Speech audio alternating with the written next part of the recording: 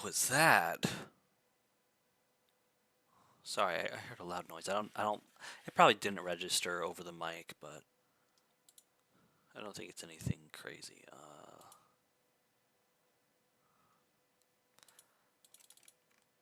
Copy.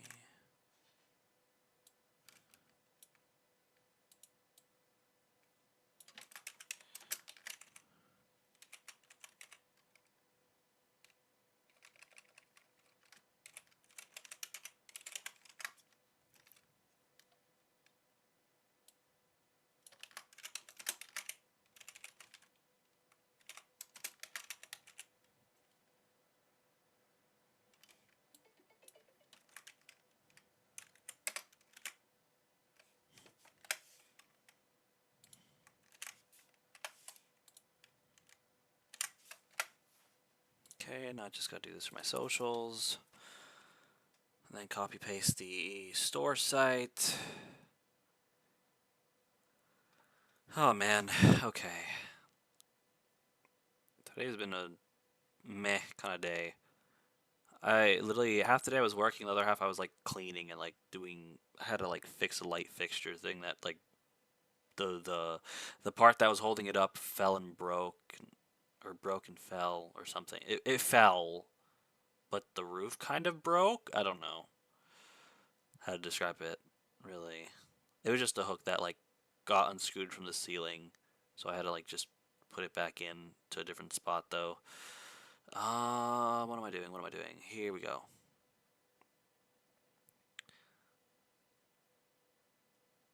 Finding the image in my vast library of images. There we go. Hey, let me. Okay.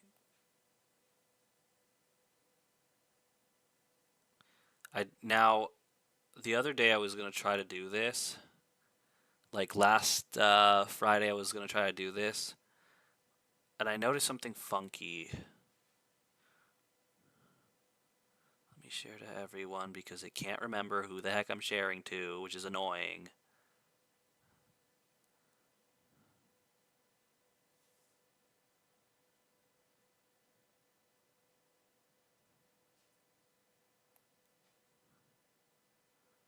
Let me check something else. Okay. Now let me check the Twitch. Oh, what is that? Oh, that's what that is. All right. Let me get the other link. No, not not GIMP. Not right now, at least. Maybe after stream if I'm not tired. I'll maybe work on some stuff, maybe. Alright, so... Alright, so just a heads up, we still have t-shirts made to order. That's $11.50 plus shipping US dollars. And we only ship to the US, unfortunately, due to certain website limitations with the shipping services. We also have $8 plus shipping pins. Those we have a set stock of. We still have quite a bit of our stock. So if you want to support a starving artist, please do by heading on over to the link that I'm about to send to you. We also have one of each of these shirts in unisex medium size, discounted at $8.50. They are exactly the ones that you're seeing right now, and they are the only ones left. And I'm pretty sure they're, well, no, I think one of them might not be a one of a kind. Will it? I don't know. But yeah, they're both unisex, they're both medium, and they're the last ones I have left. I'm not making any more of these designs, nor with these kinds of vinyl. At least, well, I don't know about these kinds of vinyl. I don't know if I could find ones like it in my from my like new the place where I buy my vinyl from. But yeah, enough with that. Let me start up this game and let's get this ball rolling. I just hope this works because last I checked, it was in a really weird windowed mode. It was very odd. Yeah, it's tiny. Why is it tiny? No. I'm not going live on Discord. If people want to see my... Oh, okay, it got bigger. Oh, no, it's kind of the wrong size. Options. Uh-oh. Next. Resolution.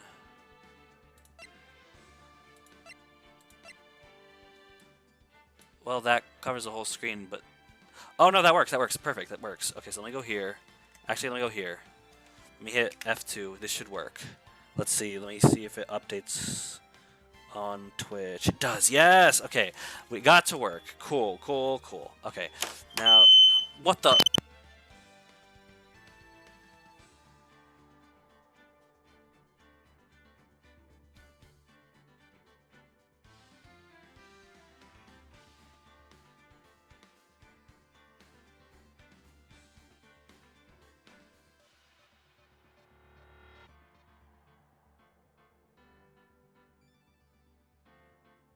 Sorry about that. Someone didn't take care to close a certain door, and the fire alarm went off when they were baking. It's a weird thing that we have to do. We have to leave a specific door closed when using the stove or the oven. But there's nothing on fire. We're fine here. Let's go. L left shift is back. Now, I'm probably going to read this stuff in my own voice. I mean, I could try to do some voices. It's just going to be a trick because my throat's like so dry and like stingy for some reason. It's not like I'm sore. It's just, I don't know. It's weird. It's really weird. Let's continue though. Here, we're doing the, I think this is like an additional one. I don't remember where we left off, so, but I will say I am unfortunately spoiled for, actually I think a lot of this game series, like all the different games in the franchise. Let's, I guess, examine? What's this? Looks like a shield of some kind. It's broken. Maybe it's made out of chocolate and its owner took a bite out of it. That's an interesting thought process. Then again, half the times I look at things I'm like, I want to eat it. Especially if it looks like really colorful or shiny and pretty. It appears to be made out of bronze with gold plating. It's not worth much. $70 tops. To me, that's a lot. This girl has a thing about pricing everything, doesn't she? I guess she does.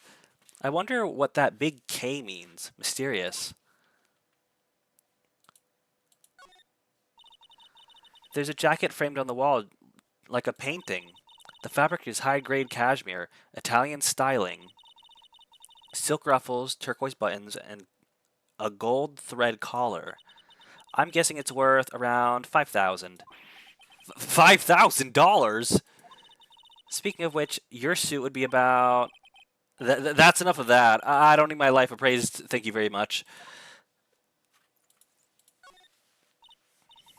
Wow, what an amazing bouquet. Yeah. No kidding. Hey, there's a card on it. Back from the dead, Wendy. What just happened? I just heard something just as I read it. Never. I think I know what that might be, and I'm just gonna ignore it intentionally. Wendy. I've heard that name somewhere. And here beside it, a giant steel samurai. Wow, I want one. Huh? There's something written on the bottom of his foot. Between a rock and a hard place. Wendy. Is the prosecutor in this office named Wendy? I don't think so. Oh, no clues here. I wish a certain someone would stop making noises. Please. I've checked all of these. Oh, I could just drag in. The couch is a thing? Ooh, what a soft and comfy sofa. Makes you want to say, sofa, so good. Oh, no. Sofa, so far?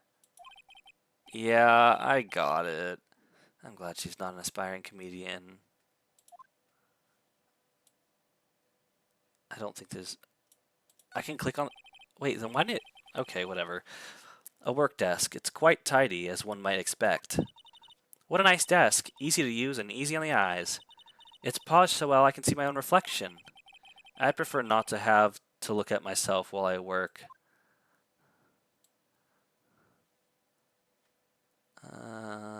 think there's anything else. As soon as I said something. Whoa, these are all case files? They're stacked up to the ceiling. There's even a ladder. With the shelves already packed super tight like that. What's the prosecutor going to do when they get new files? Splendid, Mr. Wright. What an unusual observation. I think that was a compliment? Oh. Hey, a chessboard. I'm not too up on my chess, but it looks like blue's in a bit of a tight spot. The red knights have surrounded the blue pawn. Huh? Those horses are mounted knights. Their swords have really sharp edges. And check out that poor pawn. His head is kind of spiky. Kind of reminds me of you. Yeah, I know, but isn't the point to surround the king? I feel like that should be everything. There's nothing else. Yeah, I'm just gonna, okay. Left shift is back. Move. Underground parking lot. Okay, so what do we even have? Let me review all my evidence. Attorney's badge, of course. No one would believe I was a defense attorney if I didn't carry this. Goodman's ID, an investigator's ID card, found at prosecutor's office crime scene.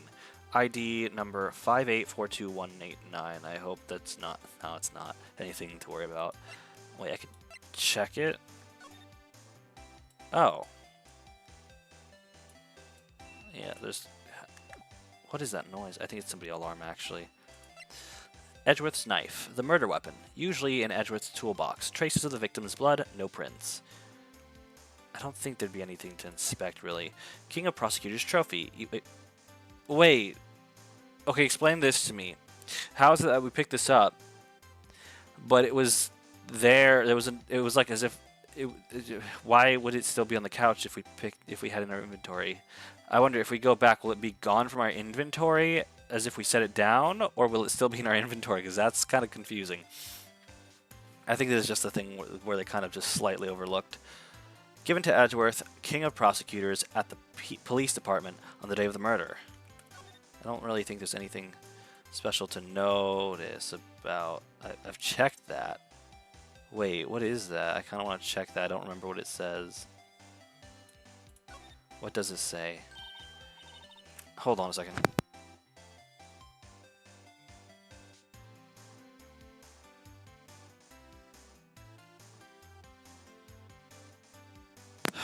Okay, back to what I was saying. Hey, check it out. There's a metal plate here. Looks like the names of all the previous recipients are engraved on it. Wow, one guy's listed a bunch of times. Von Karma. I guess he must be a foreigner? Hold on again. I'm so sorry, guys.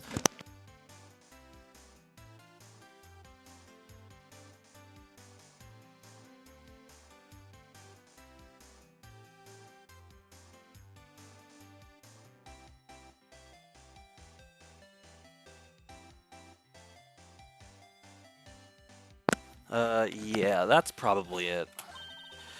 Well, wherever he's from, he must have been an amazing prosecutor. I'd like to meet this Mr. Von Karma sometime. When she says it, his name does have kind of a ring to it. Okay. Parking stub. Hold on, baby hairs are getting in my ear. Ugh. Record of parking in the prosecutor office lot. Entered lot at 5:12 p.m. Oh.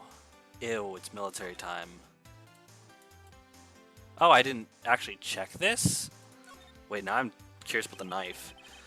Miles Edgeworth, 1712. Or, I'm guessing 512. This is dated the day of the crime.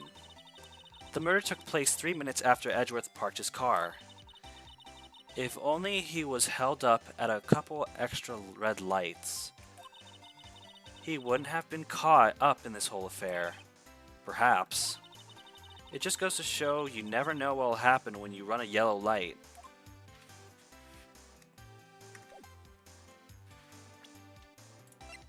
Blue Badger Panel, a work of art designed by the Chief of Detectives and created by Detective Gumshoe. Oh, it's just, okay. Is there anything to check here? I mean, I doubt it, but... Oh, what? This must have been the victim's blood, right? Either that, or Edgeworth cut himself peeling an apple. What's Edgeworth doing with a knife like this anyway? Hey, maybe he spends his weekends roughing it in the wild. Edgeworth? In the wild? I think my fruit peeling theory is more likely. Are you kidding? I always pictured him as an outdoorsman. Now there's a scary thought. Alright. We've talked to everything. We've talked about everything. I don't want to end up reading through everything all over again. We just came from there. No, we just came from here. I don't want to... I feel like this is not going to yield anything. Let's go here, and then we'll go to the detention center. Let's talk. Is there anything we have? Aha! He's in a tough spot again. I think he did like a kind of like a New Yorker kind of. I don't know. Again? How did Phoenix? How do you not remember that? Well, it all started with the murder of that defense attorney, Hammond. But Mr. Edgeworth was found innocent. Listen, pal. There have always been rumors about Mr. Edgeworth. Forging evidence. Forging evidence, making deals with the witnesses. Nothing outright, but there were always whispered rumors. Ever since he was accused of murder, no one's whispering. They're practically shouting. But there's no evidence against him. Well, Mr. Edgeworth has always had unusually strong ties to department higher-ups. It's only natural that people would be suspicious. Okay, never mind. I had no idea he was under the gun. Anyway, this latest case has started a new rumor. People say the only reason he took this case is because he's aiming for the chief prosecutor position himself. What? But I know the truth, pal. Nobody wants to be the one who has to prosecute the chief prosecutor. Mr. Edgeworth is biting the bullet on this one. He's doing this for all of us. And that's all I know about that. I'm not officially on the case, you know. Thank you. Why aren't you handling the case, Detective Gumshoe? We met the guy who is... What was his name? The guy in the parking lot. That'd be Officer Marshall. He was appointed directly by the Chief of Police. Officer Marshall. Is he some kind of Wild West sheriff or something? No, Jake Marshall's just a regular officer. From West LA. For a moment there, I wasn't sure. Look, pal, let me try to make things a little easier for you. Show them this, and they'll let you examine the crime scene. Maybe. Letter of introduction. Received from Detective Gumshoe. Allows bearer to investigate the crime scene. Detective Gumshoe's letter of introduction added to the court record. I'll be surprised if this gets us anywhere. Just act like you're supposed to be there. Nobody will look at you twice, pal. Alrighty, I guess that's what we had to do. Alright. Let's... Is there anything, though, that we might have missed last time? I doubt it, but... Yeah, no. Let's move. Oh! February 22. Prosecutor's office. Underground parking lot. Looks like the investigation is still going. I have to be getting back to the shop. Sorry, looks like I'll be stuck in this pit till the sun sleeps. I'll see you in my dreams tonight then, baby. What the? Oh, you're still here? Hello? Why the surprised looks? Didn't I mention? I've got a boyfriend in criminal affairs, too. What happened to the security guard? Hey, what's wrong, Bambina? You're looking like a doggy that's lost his herd. Jake Marshall. Strange guy to put in charge of a crime scene. Ah, the music. Wait, hold on. Let me see if I can talk to him first. Ah, yes. He's probably gonna say you can't give information until but I want to try it anyways. There's something I want to ask you. The scene of the crime. A cold grave for men who've lost their dreams. And me, I watch over them as they sleep, dreaming of the desert's harsh judgment. He's asleep. Well, should we show this hopeless case something to catch his interest? Yeah, I'm not gonna bother. Oh, I didn't mean to... Wait, is there anything? Oh, there is something. What is that? Hey, look here. It looks like something's been crossed out. Maybe it was a letter or something to Detective Gumshoe. Let's see. Annual bonus, $20. I think a couple zeros are missing. No, that sounds about right. At least in that detective's case. Maybe I should rethink my career as an investigator. Eesh. Okay, how do I present it? Ah, E. Easy enough. Would you mind reading this for me? What's this? I warn you, fan letters to me go right to the spittoon. It's a letter of introduction from Detective Gumshoe. May we investigate? Gumshoe? That old cow dog? He holding a birthday party or something? Huh?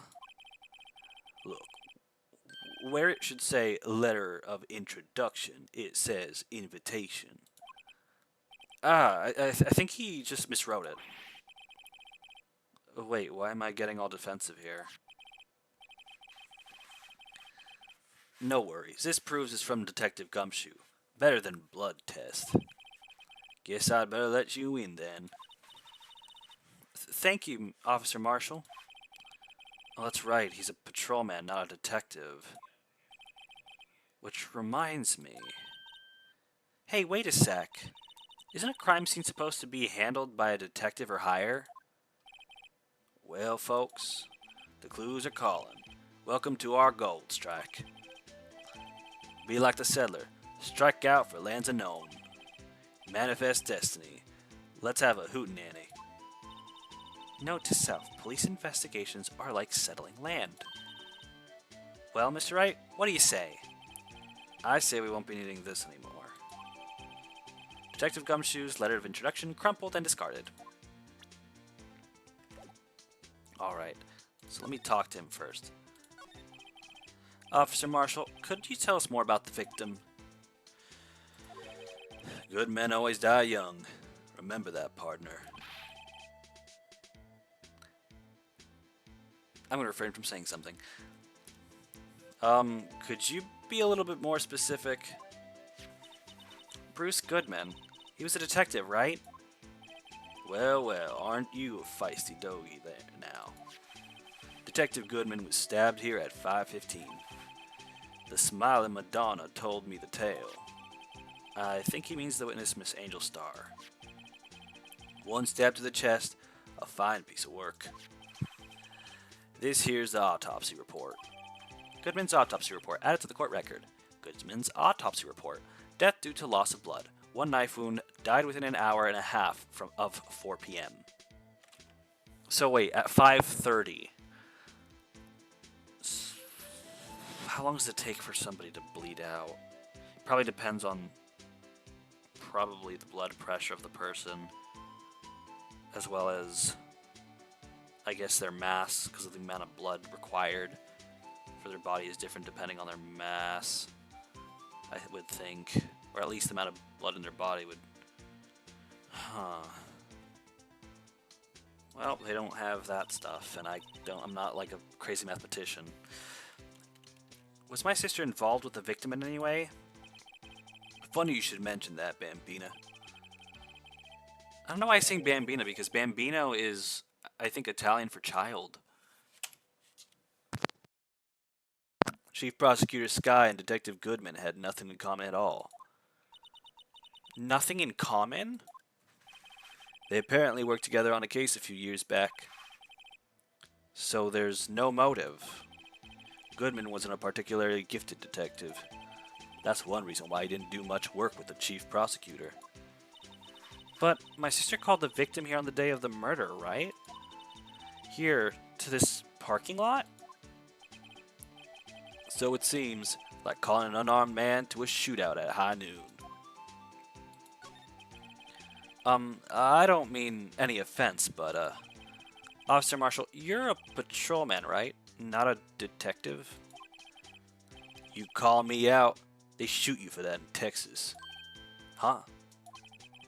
I was one of them fancy shoe detectives till 2 years ago, to tell you the truth. Oh, really? Now he tells me. But you're a patrolman now, so how can you be in charge of a crime scene? Nothing gets by you, does it, Bambina? So, why are you in charge? No reason. We're just short on hands right now. I'm keeping an eye out in the meantime. That's odd, though. Detective Gumshoe was saying he had nothing to do. Nothing important, at least. He's nothing but a sad old cowdog that can't find his tail. Maybe it's because he runs with that Edgeworth, eh? Edgeworth? That cowdog's been kicked out of his cattle run by order of the chief of police. Just he don't realize it yet. Detective Gumshoe kicked out of the investigation? I get the feeling we might have to talk to Detective Gumshoe about that. Is there anything we missed in terms of examination of this area? I do not believe so.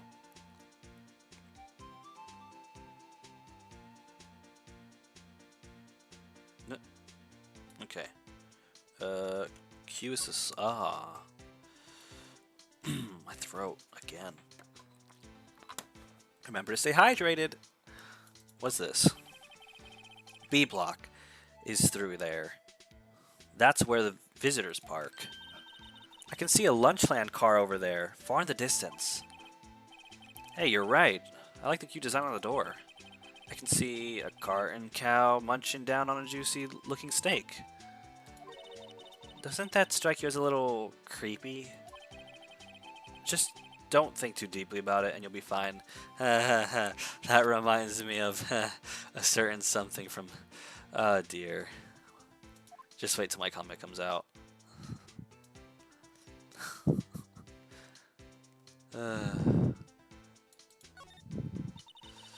A block. This area is reserved for prosecutors. Defense attorneys are relegated to B block. I dream of the day when I'll be able to park in my car here. I'll go over to B block to buy hamburgers from you, Mr. Wright. What? I'm not planning on giving up my job that soon. Aha! This looks like a cell phone. Scientific analysis would suggest this belonged to the victim. I can't think of anyone else it would belong to. What's so scientific about that? Should we check it out? Yeah! Don't forget it. Right, let's check it out. Whoa! Whoa, it's moving on its own. That's kind of creepy. It's not gonna... Okay, I was worried that it was gonna do something. Man, what a boring strap. What's wrong with it? It actually kind of looks almost just like the strap on my earphones, which are the same color. Except it doesn't have an orange strap. It has a yellow strap, just like the main body of the thing. What's wrong with it? Everyone has different tastes, you know. Here, check out mine. It's a pink princess strap. These are hard to come by, you know. I don't even worry about that kind of stuff, honestly. That's so minor. I see this series is as popular as ever with the kids. Oh, was that seriously it? There's nothing else to do? The button? Probably opens you up.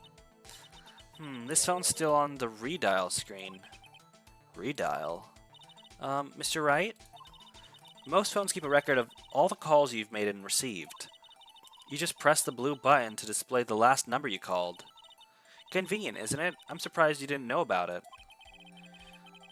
Sorry to disappoint you, but even I know about things like redial. Huh? Oh, I'm sorry. It's just, you never know with people from your generation. Excuse me? Whatever, let's check this phone out.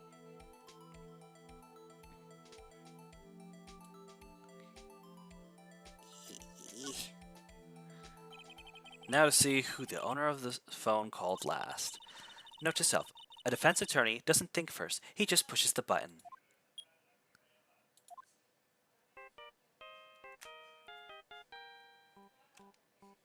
Why does that sound familiar? Hey, that song, I know that.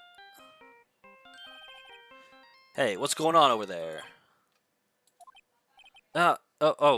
Sorry. Uh, I see you, partner. You pressed redial on that there phone, didn't you? Well, yeah. Whose phone is this anyway? It was on the ground over there. Whose is it? That belongs to the Chief Prospector Sky. What? It's my sister's? She apparently dropped it when she was taken into custody right after the crime scene. Look, the last call was made right when the murder occurred. Looks like she was fixing to call someone. Except, she only spoke for a few seconds, according to this. Who'd she call? No idea. Sorry, partner. Now I got a question for you, partner. I heard a phone ring just now. One of those newfangled ringtones. Oh, that? Oh. I'm sorry, that was my phone. What? Your phone? Yeah, it's kind of strange, but, someone called me right as we picked up the other phone. Wrong number. I hope you're not lying. They shoot you for that in Texas, partner. Well, I guess you'll never know. Uh-oh. I'm inside the wrath of the Lone Star Patrolman. Cell phone added to the court record. Cell phone, property of Lana Sky. Last call made at 5:18 on the day of the murder. So, Lana called us on the day of the murder? I thought that was going to be Goodman's because of how they, how they described it at first. But now we know because Marshall told us whose it was. Interesting. Okay, well, we're going to keep examining because we're not just done yet. I want to look at everything. This rope, is it? Yep. They laid it in the outline of the victim's body. Sorry, I was processing. So wait, the victim must have died when the killer closed the trunk on him. You have got to be the only person I know that would come to that conclusion. Dude was probably just lying out of the trunk when they did that. He was probably already stuffed in the trunk. Wait a minute, there's something odd. Okay, wait. Because if he was stuffed in the trunk and they were pulling him out, that could be plausible that he was like that. But if they're saying he was killed and his body was just found like that, that's odd. I feel like, unless the person was putting him partway in when the body they before they flee, they didn't get to finish because probably they were about to be caught in the act or something. I don't know. I'm trying to think of like a way to, because the body hanging out like that could be a little bit odd. Just keeping it in my mind. This appears to be the car where the body was found. It looks like the lock in the trunk is busted.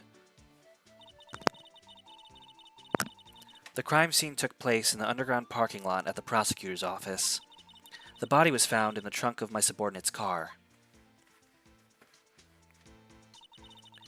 Quite a luxury car. It just screams, I have money to burn. Yeah, prosecutors get the big bucks.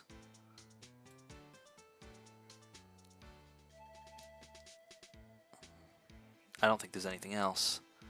So we might just have to go talk to the detective. What am I doing? What am I doing? This? Let me check my evidence, because... No, I already checked that. I want to... Okay, it just says... Wait, let me just read this just in case there's something... Okay. 8:36, February 21st, 4 p.m. and 5:30 p.m. And Edgeworth got there, what, like 5:03 or 5:07, one of those two times, from what I remember.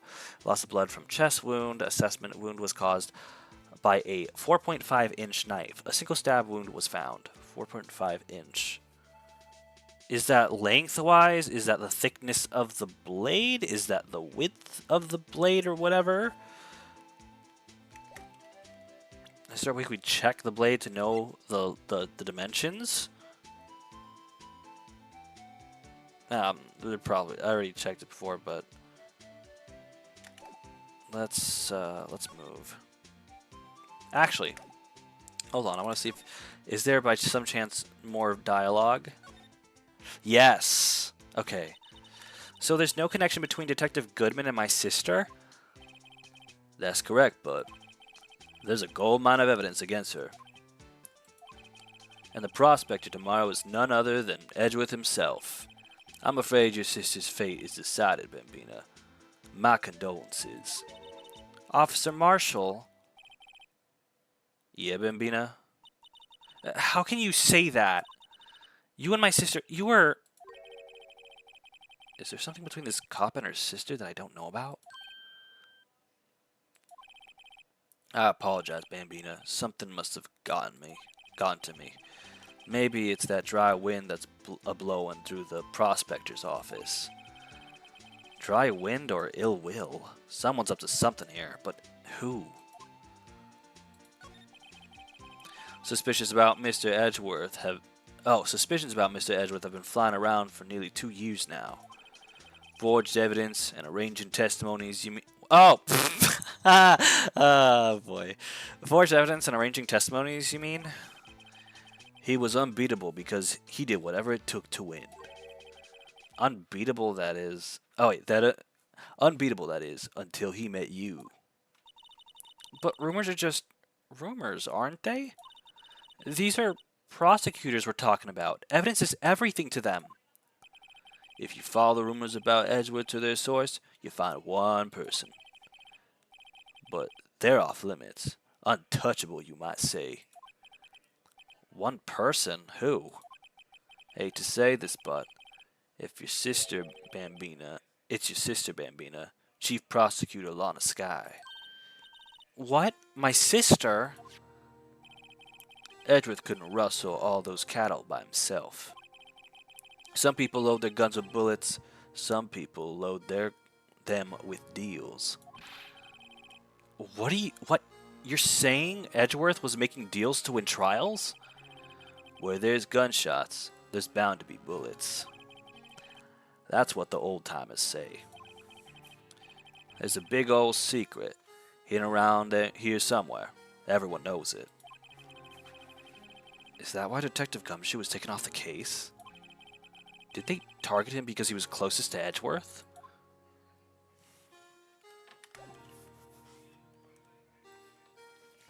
I'm guessing they're probably... I don't even know if it's the right term, but conflict of interest, I would think. Hold on.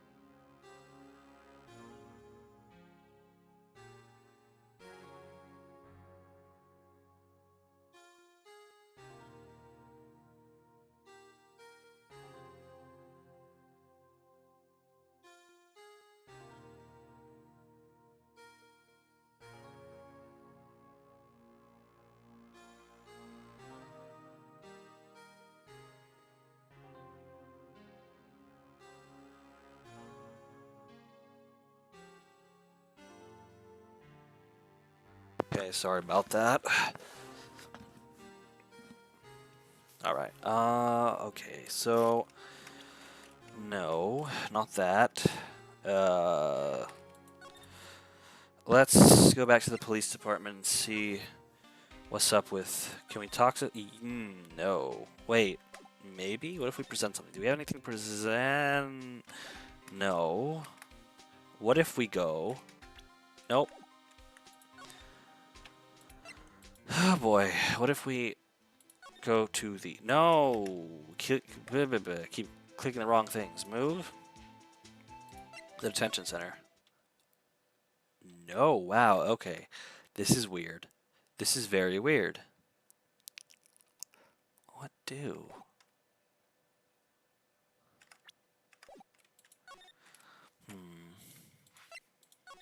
I wonder if there was something I missed. I mean, I doubt it, but... Oh, jeez.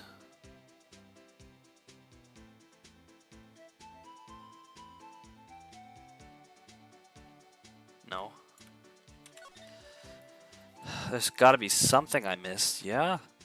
Or maybe it's just more talking stuff? But I can only talk to Marshall and the detective. The detective's clearly a no. There's nothing else, right? I'm scared to present him this. I'm actually scared to present him that. Let's see if we can... Let's present everything and just see what happens. What's that? Some sort of police passport? This is Detective Goodman's ID card, strangely enough. We found it a good distance away from the crime scene. Good distance in this rat hole? If you want distance, get yourself to Texas. Texas? This is a tiny little crime scene in a tiny little town with a tiny little evidence.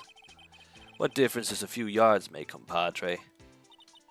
Note to self, if you encounter suspicious evidence, think of Texas.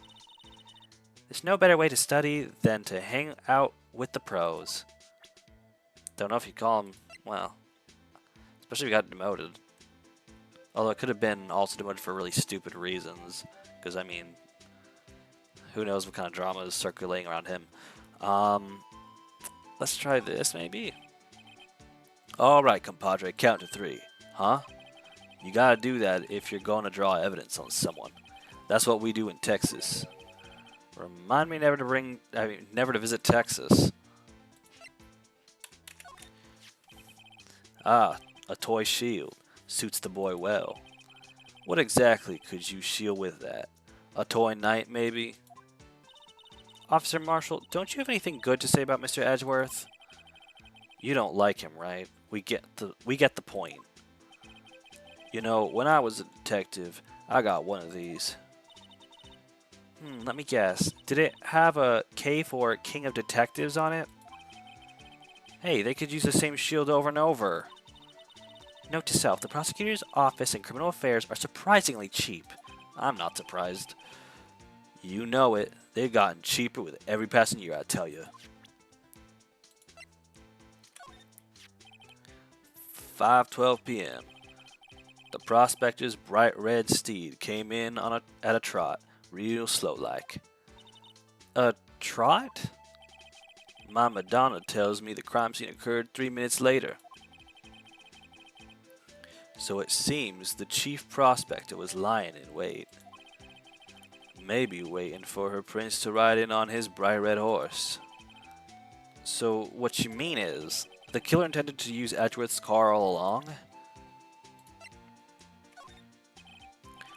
Oh boy, here we go again. Yeah. Nope. I'm scared about the phone. I don't want to give the phone, but let's... My sister's cell phone. The last time it was used was 5:18, right after Goodman was killed. Maybe she was canceling her date for that night. Why did Lana make that call? Why don't we check our phone to see if we have like a voicemail or any? Well, no, it was only a few seconds. Didn't they say she talked for a few seconds? And if so, why don't we remember it if it's ringing our phone? I don't understand.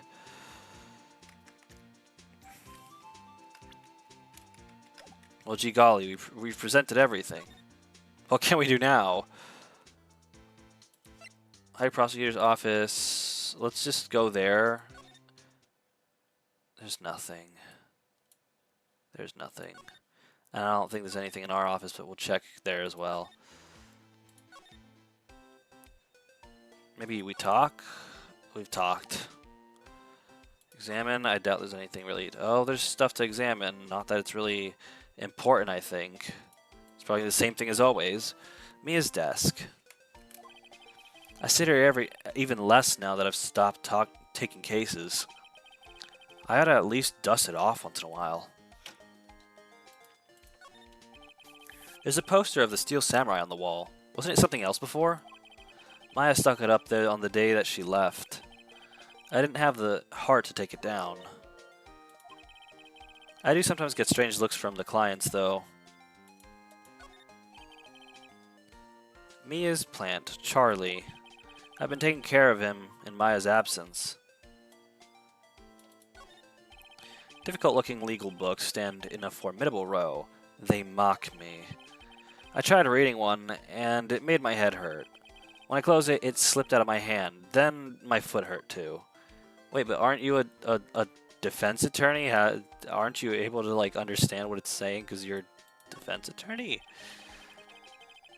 Then again, even lawyers and defense attorneys are normal people. The people who write these books are probably not normal people, though. Everyone's a normal person, as far as I'm aware. Looks like it's clearing... words are hard. Looks like it's cleaning day again at the hotel across the way. I hear they're planning a second branch outside the city. Egads, the bellboy was staring right at me. Okay. What the heck am I supposed to do? What am I supposed to do? I don't Oh. Hi? This guard monitors the visitor's room. He's frozen in fear of the frigid Miss Lana. I'm feeling a bit chilly myself. It's probably just the camera. Smile for the camera. I don't understand. What am I supposed to do? Oh no, it feels like a dead end. But it can't be a dead end, yeah?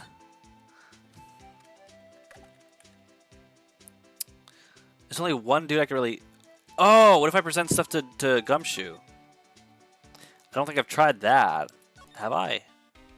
Let's present some stuff. Let's start with this. No. E. This ID card belongs to the victim, Detective Goodman. You can do just about anything these days with the card and the right secret number. Scary.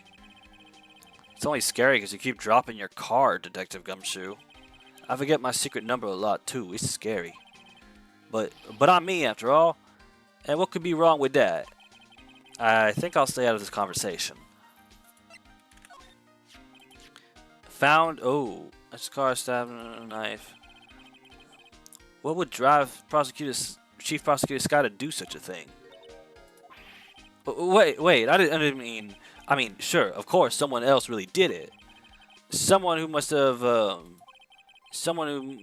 grudge against Mr. Edgeworth. The car and the knife do seem a little too well organized to be a coincidence.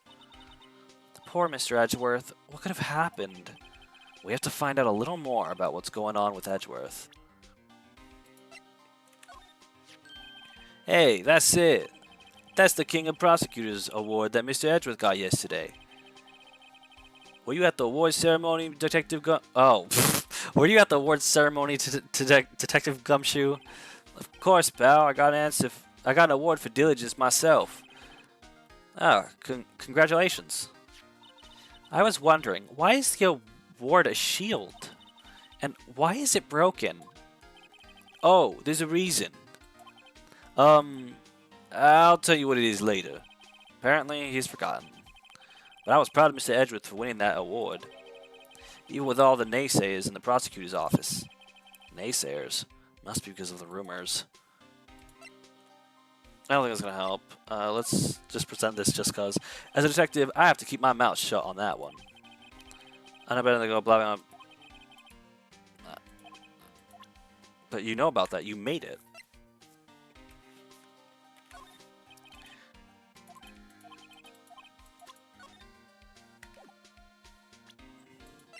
Give me something to work with. No. No.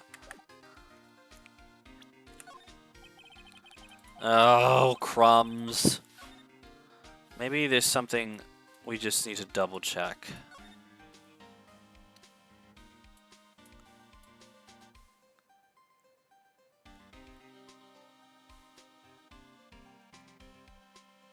What if we hit this again? I doubt it's gonna do it. Ooh. What did I just do? There's no need to push this again. What's wrong? You look like I do during finals. Never mind, it's nothing. What am I supposed to do?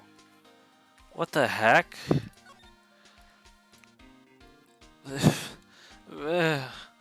What am I supposed to do?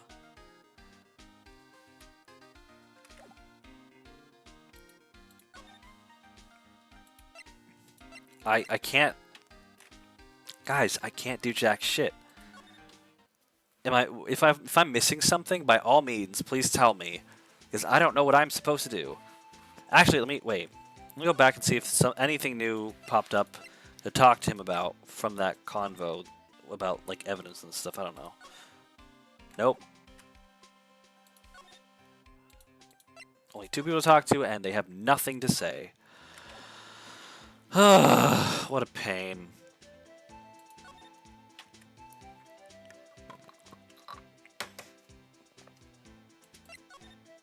Perhaps there's something I missed here. There's gotta be something, right? Right?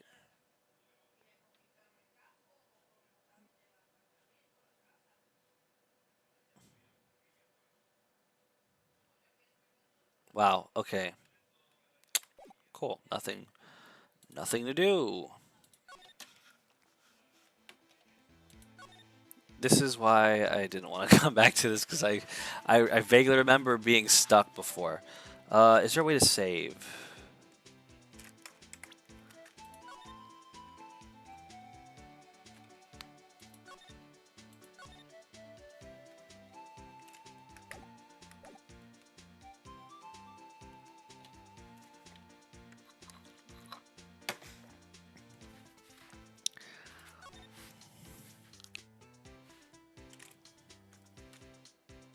I was just there. I was just there. I've been there. So there's never anything there. What am I supposed to do, guys? What am I supposed to do? Someone help me. I don't know what I'm supposed to do here.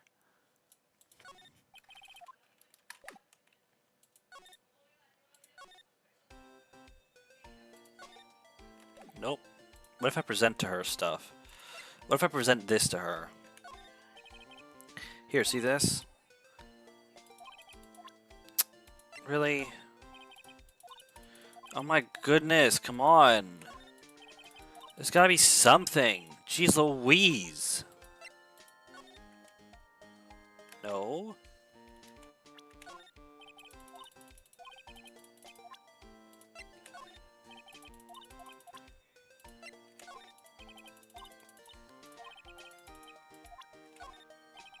No, I didn't mean to do it again.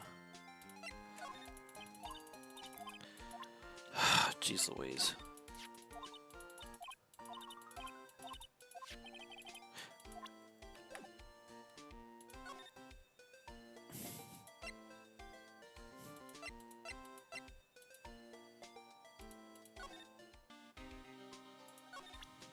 I'm at that point where I'm just gonna be stupid and just present this because I don't know what the hell to do.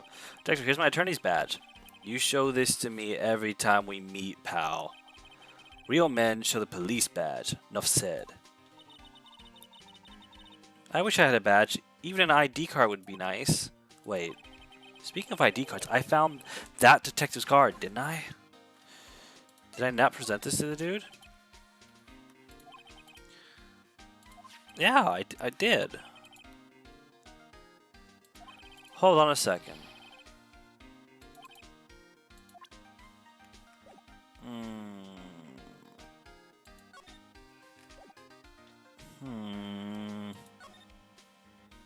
I got a sneaking suspicion.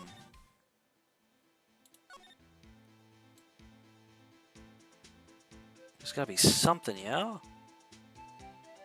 Hold on, let me do something.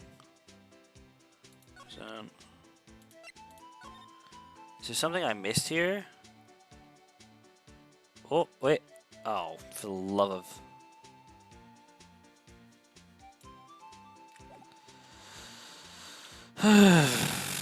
What am I supposed to do here?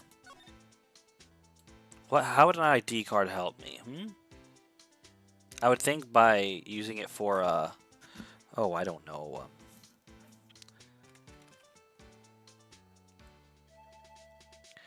If I use it to, what's it? To, like, open a door that requires a key card. The thing is, I don't see a door anywhere that has a key card. There hasn't been one.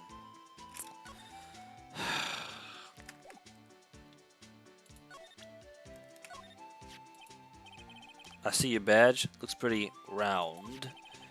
Our badge is a star, a lone star, shining in the nighttime sky. A beam of light illuminating evildoers who come in the dark of night. Note to self, evildoers are weak against starlight. Hey, that's a sheriff's badge. What am I supposed to do? Some sort of piece of passport? Oh my god. Yeah, we did this. My goodness. Ah, what do I do? I've presented everything to everyone. I've talked to everyone about everything. The only thing I can think of is, oh, you just didn't search or you didn't check everything properly. What if I... No, wait. Let me do something. Wait a minute. No, they only let you... They don't let you present, Let me see something. Oh, no. Oh. Yeah, they don't let you present profiles for some reason. Mouse Edgeworth, age 24, a gifted prosecutor and a ruthless man who do anything to get a guilty verdict. Dick Gumshoe, age 30, detective at the local precinct in charge of the internal investigation. Emma Sky, age 16, high school junior and self-styled scientific investigator, client of Sister Lana Sky. Lana Sky, age 29, the defendant and chief prosecutor for the district, wounded on her right hand. Angel Star, age 31, mysterious lunch lady, witness to the murder, known as the Coffin Queen. And finally, Jake Marshall, age 33, a patrolman investigating the incident at the prosecutor's office, thinks he's a cowboy. It seems I can't present that either, so my only guess is I either didn't inspect something properly, or I can't do anything with this, can I? No, I don't think so.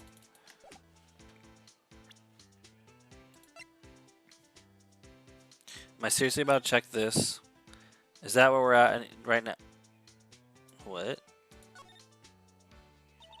So this is what the back of a badge looks like. And I always thought it had a safety pin. Each badge has a number carved into it. That way you can tell which attorney it belongs to. You mean you couldn't lend your badge to anyone? No, I'd be found out right away. Well, that's no fun.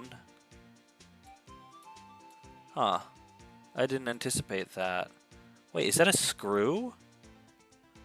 That's odd. I wish people would stop making such a fracas. I'm kind of hungry, actually. Might need to get something. Oh, it's space to check. Is there anything else I'm missing?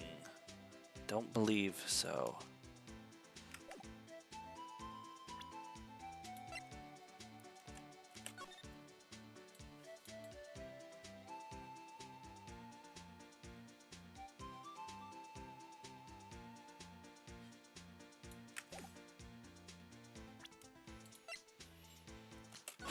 Okay.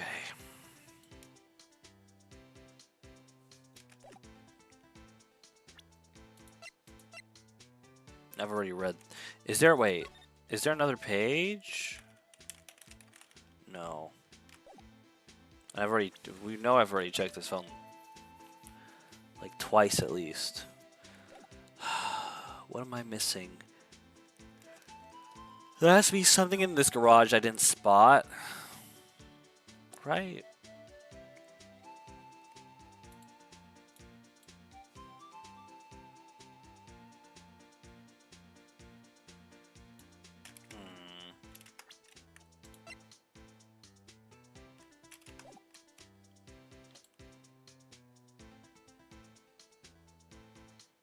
I don't know what I'm supposed to do here, honestly. I haven't the foggiest clue. What? Oh, that's you. You gotta be kidding! Really? That's stupid. Oh, what the? What's this? It looks like a note of some sort. 675, 12/2, December 2nd, 675. Or that's 67S or 615 or 61S. Look, something's written on it.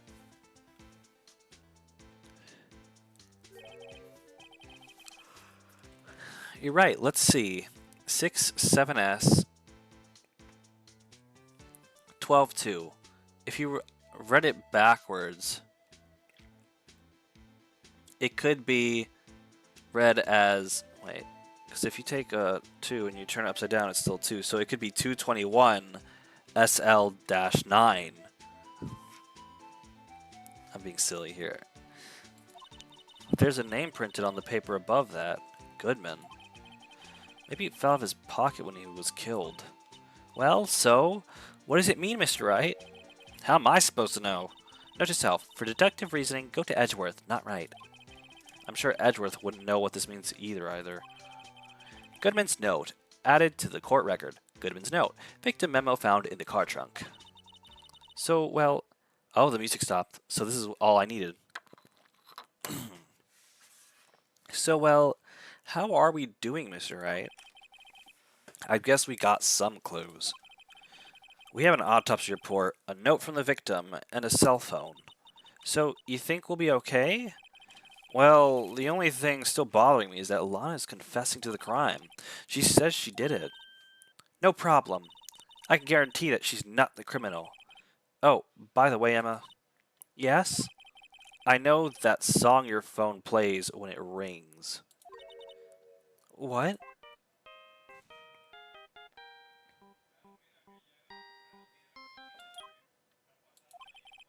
It's the Seal Samurai theme song, isn't it? That popular TV show for kids? The phone that rang earlier wasn't mine. It was yours. At 5:18, just after the murder took place. Your sister called you, didn't she, Emma? I'm sorry. Can you tell me what you talked about? She hung up right away. I see.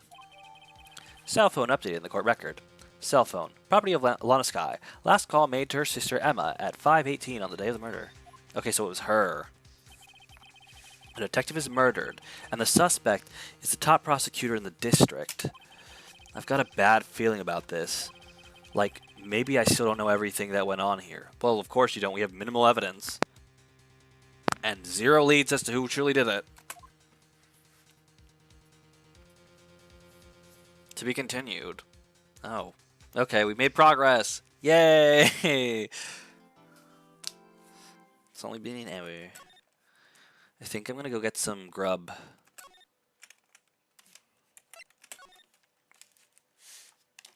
So, pardon me for a bit. I will be back. I will be back after a few minutes. I need to get some grub.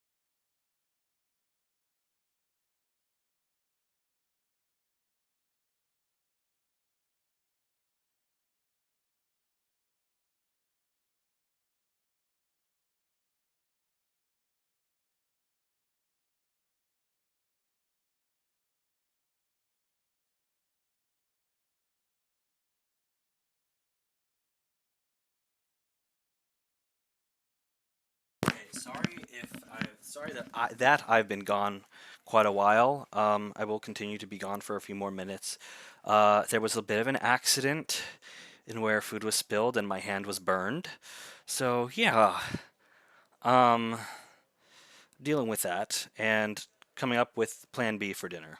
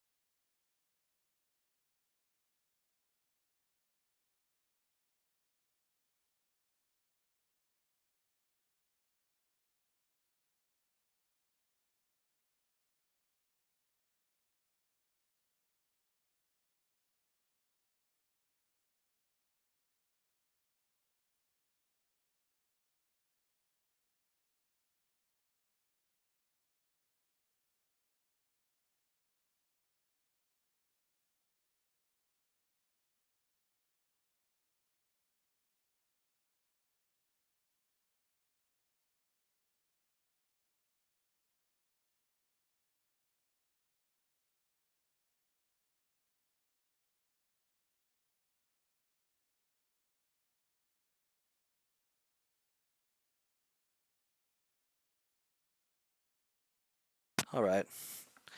I'm back with plan B.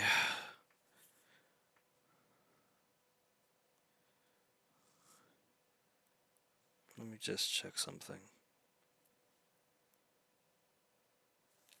Okay. No F2, please. Okay. I know we saved.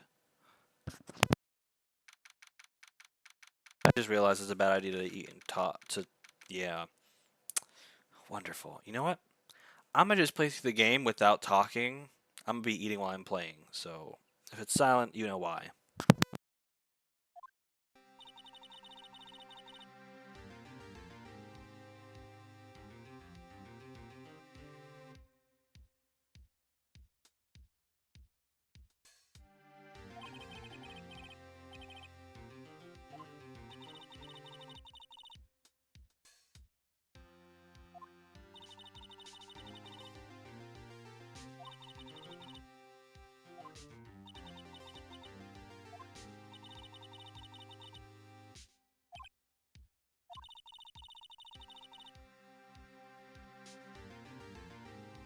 I'm sorry, but that's the stupidest thing I've ever heard.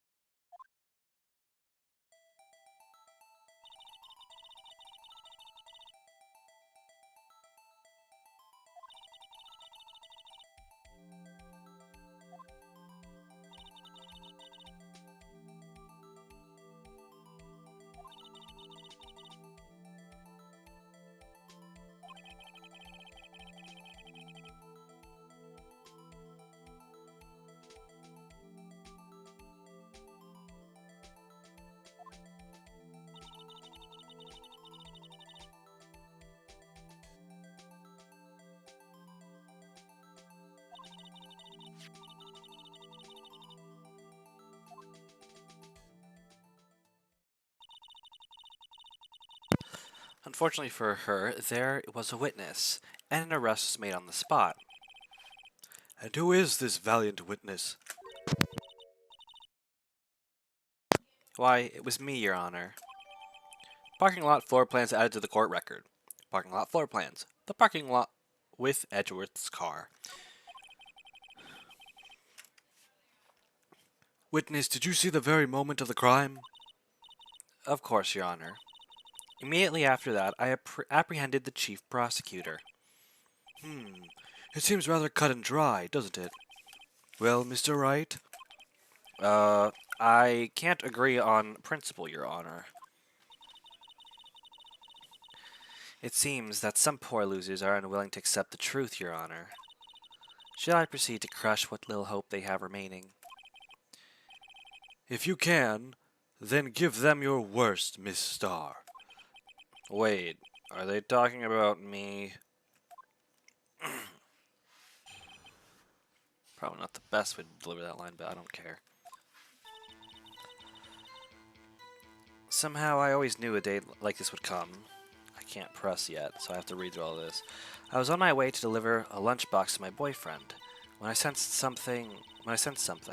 Perhaps it was my finely honed detective's intuition at work. Well, dang, that's a picture. Through the wire fence, I saw the chief prosecutor standing next to a garish car. The chief prosecutor was holding a knife in her right hand. Then she thrust the pointy tip of the knife into the Detective Goodman's chest. Here's the thing.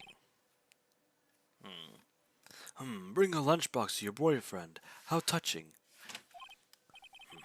As you can see, there is no room for doubt. The key point of your testimony seems to be nothing other than the point of the knife which you saw being stabbed into Detective Goodman. So, how does it feel to be so utterly crushed? I'm still thinking about that. It's nearly a flesh wound, Mr. Wright. I need water.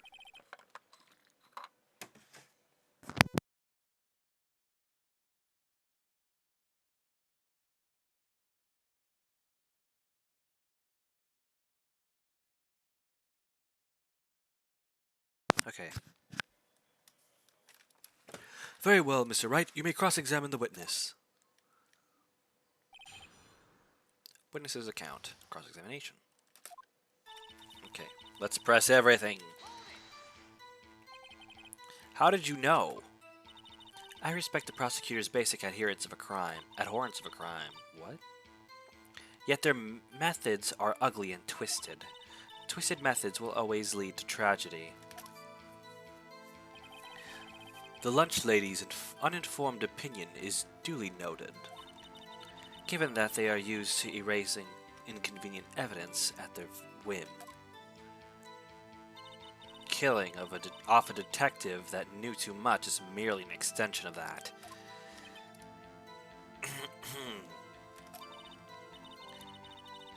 Miss Starr, do you have something personal against prosecutors?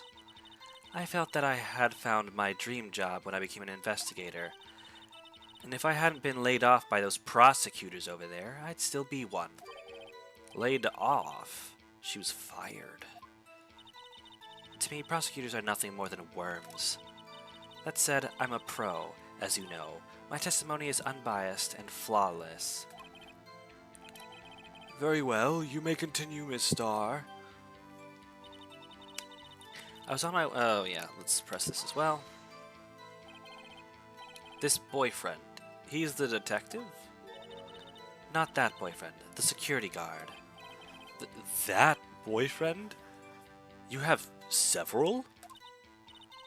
Yes, this boyfriend, that boyfriend, and the other boyfriend. Care to join? The yet another boyfriend position is still open for applicants. I'll stick with the lunches, thanks. Note to self, the judge had to think before replying. Okay, that's weird. The security guard room is in the lot in A block. It's up on the second level, so you can see everything from there. That would be the security room. Wait, that would be the room with the security sign. Incidentally, did you bring your lunch boxes by car? Since I'm a visitor now, I'm parked in B lot. I parked in B lot. So, she was in B block when she witnessed the crime. When I sensed something... Oh, right. We hope... You sensed something? So, you're saying you had a premonition of the murder? It felt like... How would you say? Oh, yes. It was like the feeling you get when you view a pumpkin chock full of seeds. I have no idea what that means. Speaking of a detective's intuition, wasn't the victim Mr. Bruce Goodman also a detective? Yes, well, he was like a young cheese. Young cheese? A pale white cheese, not yet tangy with experience on the streets. A greenhorn. Then I must be hard yellowed and sharp as a tack. Yeah, with the odor of an old cheese to match. In any case, there in the lot, I felt something stirring in the back of my mind.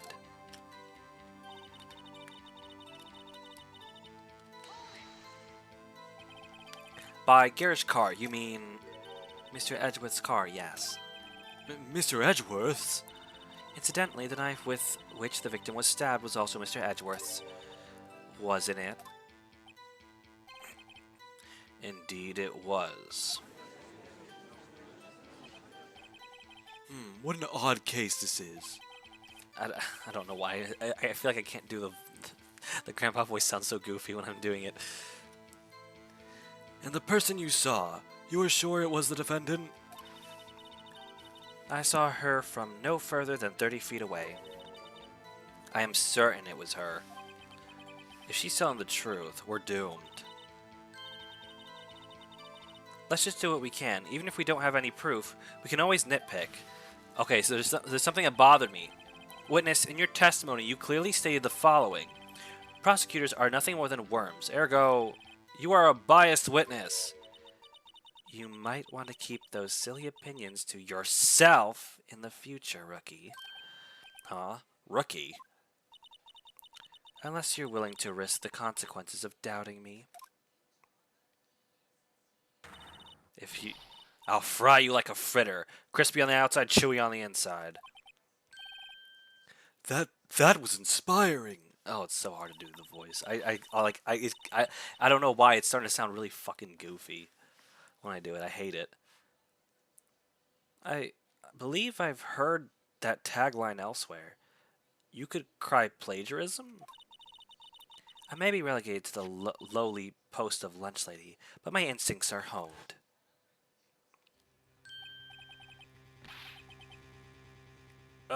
A photograph? You took this? But it's not of the time of the murder. It's just of her at the car with some sort of stain on her coat. It's black and white too, which could really mess with colors. The moment I witnessed the crime, my reflexes took over and snap, I took a picture. In fact, one of my lunchboxes is rigged with a camera. I suppose that's more exciting than just hanging it around your neck. Witness, why am I the only one seeing this photograph just now?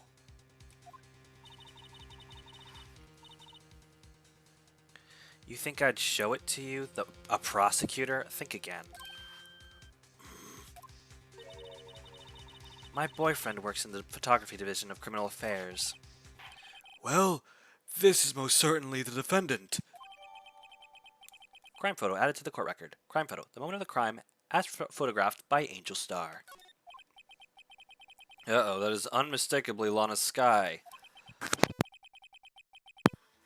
So what was the defendant doing all this time?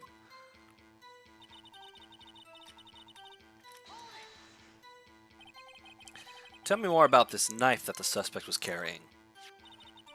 Well, I'd say the blade was about 4 inches long. Is that right, Mr. Edgeworth? It is your knife, after all. Yes, that's about right. I don't know what I'm doing with this voice either. I can't seem to get it, ow. Jeez, hold on.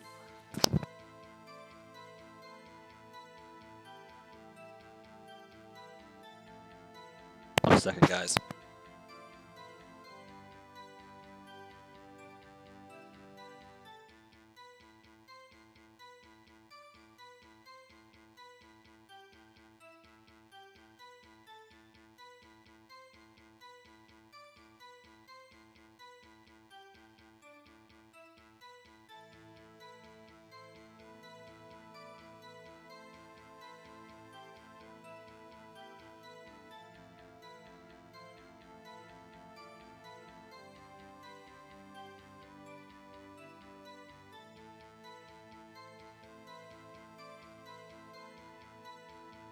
Okay.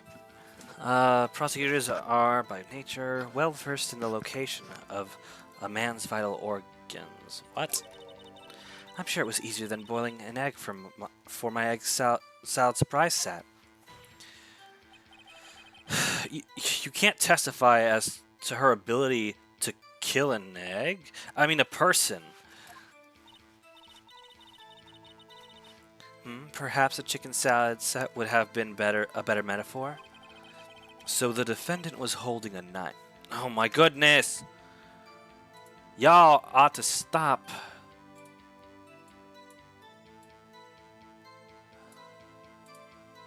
Ugh. I have to make sure that the feed swapped again.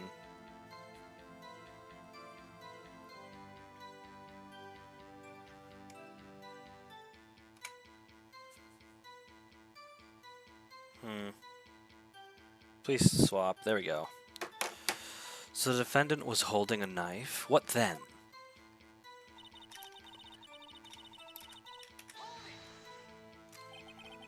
Tell the court why you didn't try to stop this crime. You did see her raise... There's a fence in between them, dude.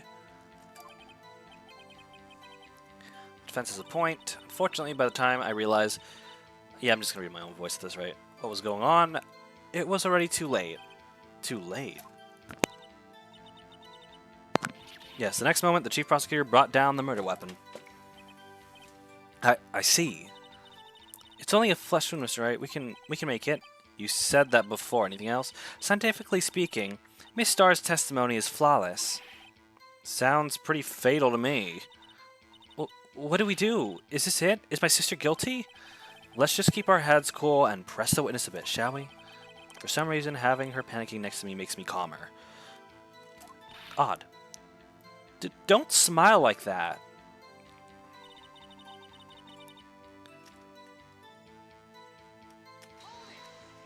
I don't know why I'm pressing this. I feel like this is all pointless. How did you know? I respect the prosecutors. Oh.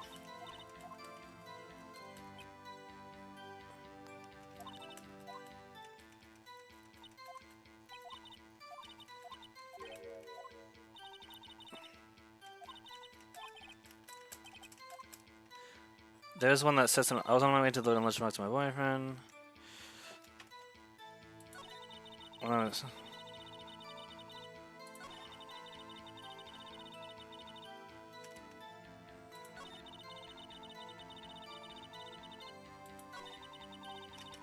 Which I remember.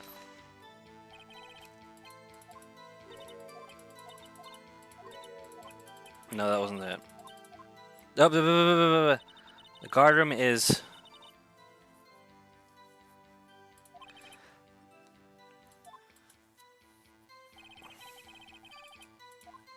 There's a problem. I can already see it.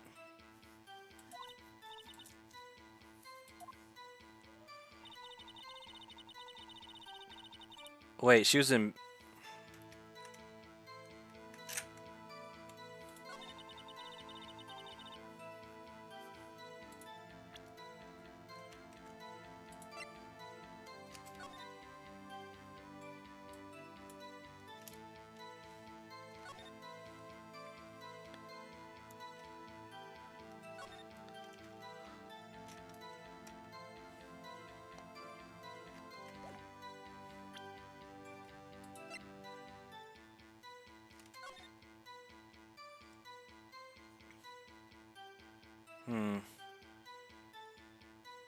First off, does not show her stabbing.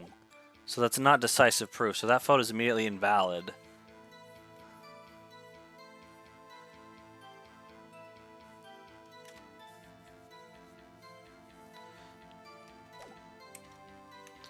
Why did they say that one was... There has to be a way to prove it wrong, right? I would think there's...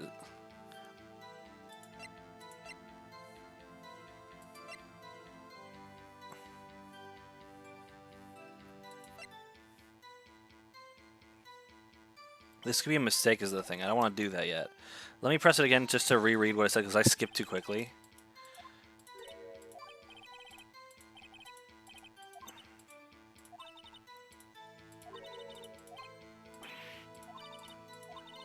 The security guard room is in the lot in A block. Security guard room is in the lot in A block. It's all the way over there. That would be the room with the security sign, yeah? But she was in B block, so she technically has seen it.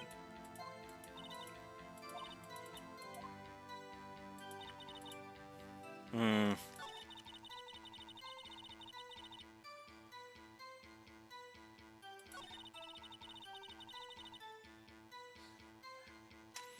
Hold on a second, let me check something.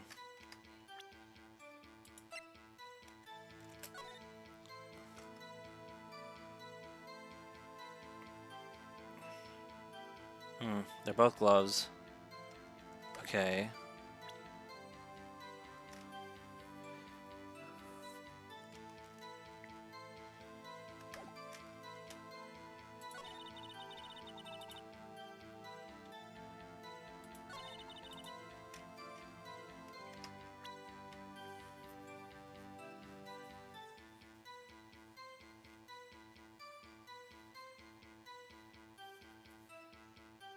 And her right hand.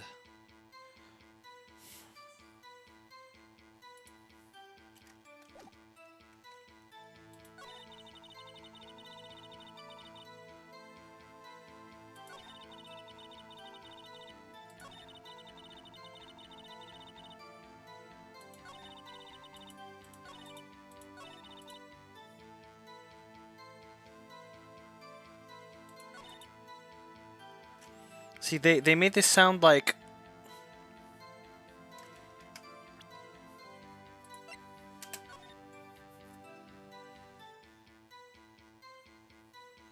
Oh, it's the map. She said she was in B block, but she was in A block because the only way has the security room. But if she parked, she still could have seen it. You know what? Let's just try this.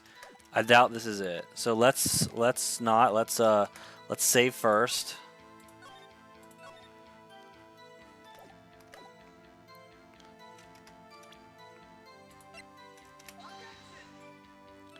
Wrong.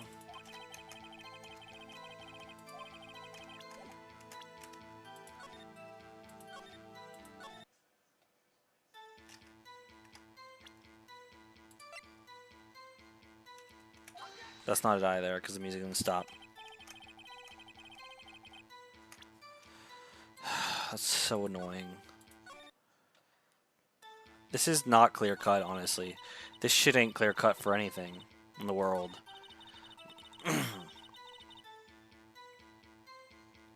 The thing is, the photo proves it is the problem. That's the problem. The photo proves that it was shot through the wire. No, wait, but it only shows... You know what? Frick!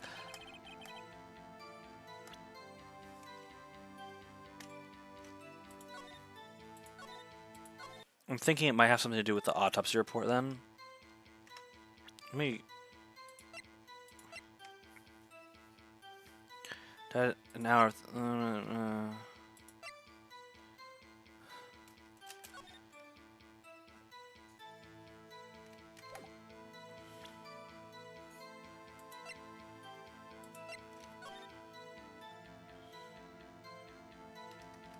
4:30, 5:30.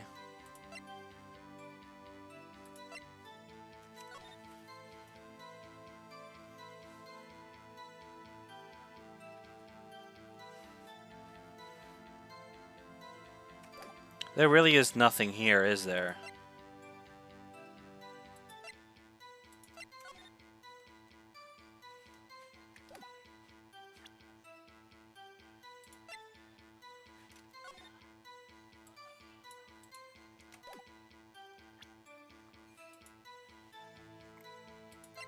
We don't got anything to fry her with. We literally have nothing. Like, how the hell are we supposed to do this? And I don't know why it's putting those words in red when that literally does not help me.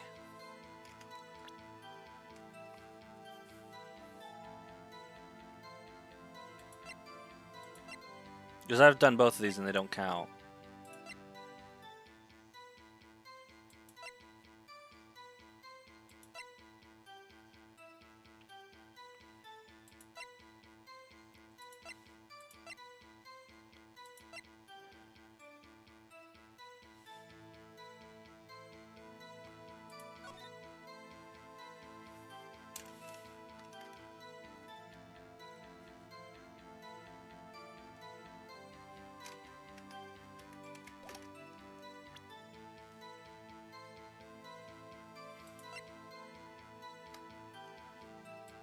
So the car, then this, then the murder between 518 and...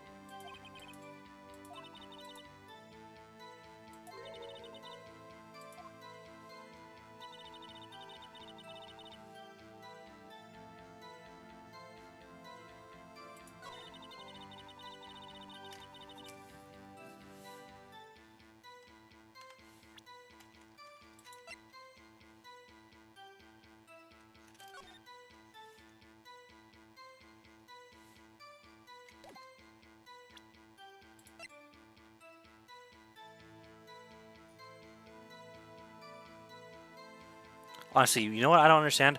Why wouldn't... Why is it that we're not asking where she was parked specifically? Like, why don't we just show them having like, we parked here, we parked there, we parked, you know. Well, no, she still could have... Nah, true. Wait, but there's something that... Well, no.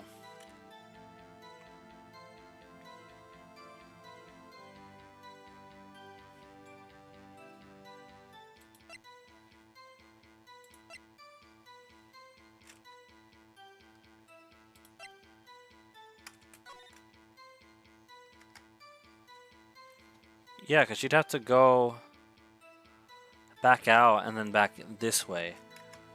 From 418 or from 518 to 530 actually. That'd be, she'd have 12 minutes to get out of that parking lot around. Yeah, she could technically have seen it, but then she would have seen it from the wrong angle. The thing is, how do I... No, but she could have seen it from the beginning though too. When she was parked, I mean, she's saying that. I don't understand what am I supposed to do here, because I just can't, I can't see what...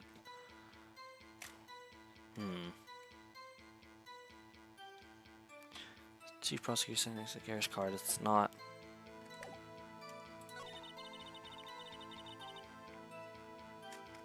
The thing is, I've done this, and I'm like, oh no. This is probably not gonna be it. That's it? Are you kidding me?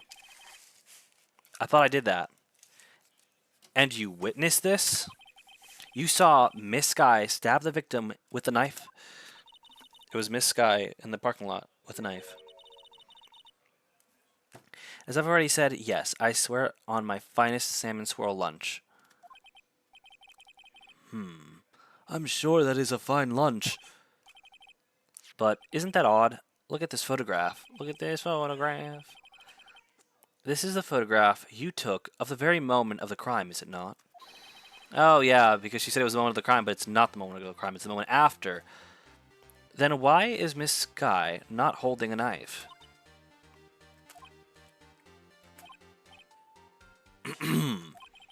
Mr. Edgeworth, your thoughts? Objection. That had to be the weakest objection ever, Edgeworth. Yet it was still stronger than your ever feeble mind, Mr. Wright. What do you mean, Mr. Edgeworth? This photograph was not taken the moment before the stabbing. This was taken the moment after the stabbing. And how can you tell that? Blood splatter. Huh? See the dark crimson stains on the chief prosecutor's coat? No, I see black stains on her coat. But it's a black and white photograph. Yes, it's hard to tell, but this could be blood. Emphasis on the could. Well, Mr. Wright, I see no problem here. No problem except you. Mr. Wright, are you going to just sit there and take that kind of abuse? Ugh. You got a better idea? Objection. Of course. Wait, that contradicts what the witness said in her testimony. Namely, that she took the picture the moment she witnessed the crime. Well, it seems I was slightly unclear. My apologies.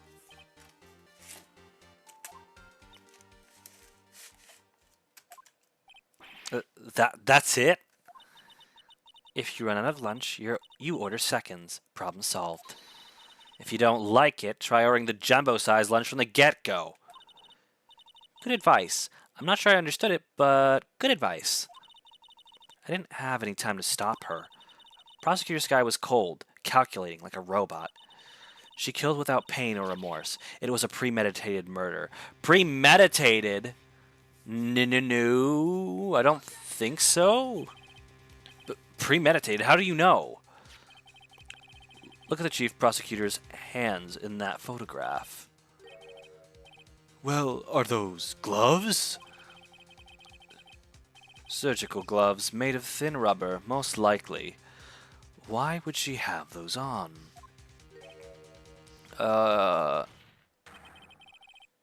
If it was not premeditated, she would not be wearing those gloves. She always wears gloves, doesn't she?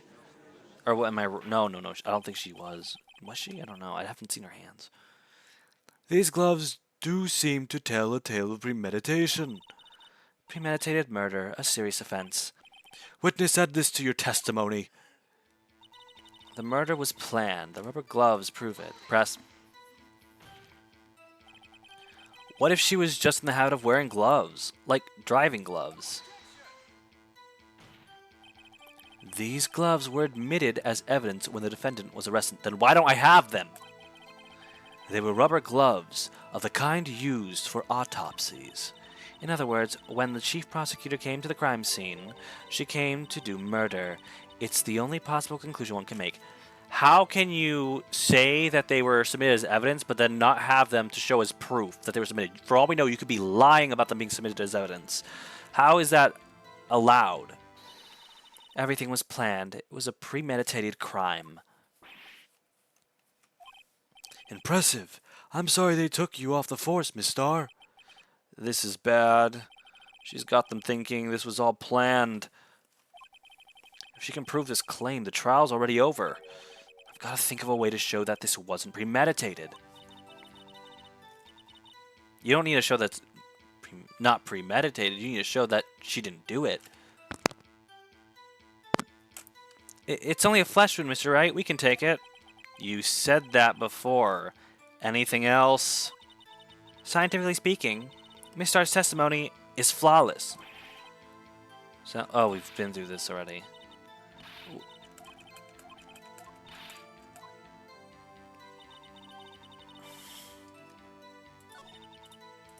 There has to be something to do with that.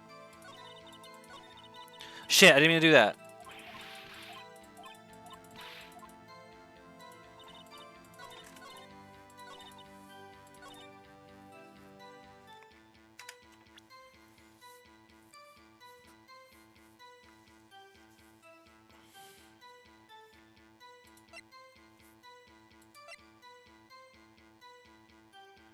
personally, I would be like, where are the fingerprints on her phone? There would be fingerprints on her phone if it was hers. If she didn't wear gloves normally.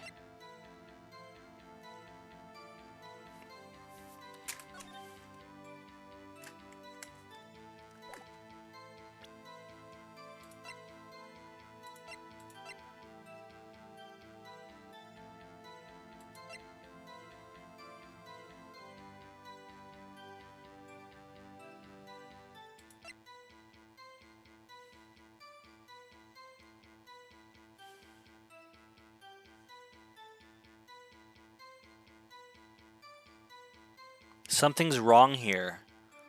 It would have prints if it was Edgeworth. It would have Edgeworth's prints. Why does it not have Edgeworth's prints on it? You say he never used it, but someone had to pick it up to put it into the thing, so it still would have his prints. I'm gonna try this. This is probably really stupid. Let me...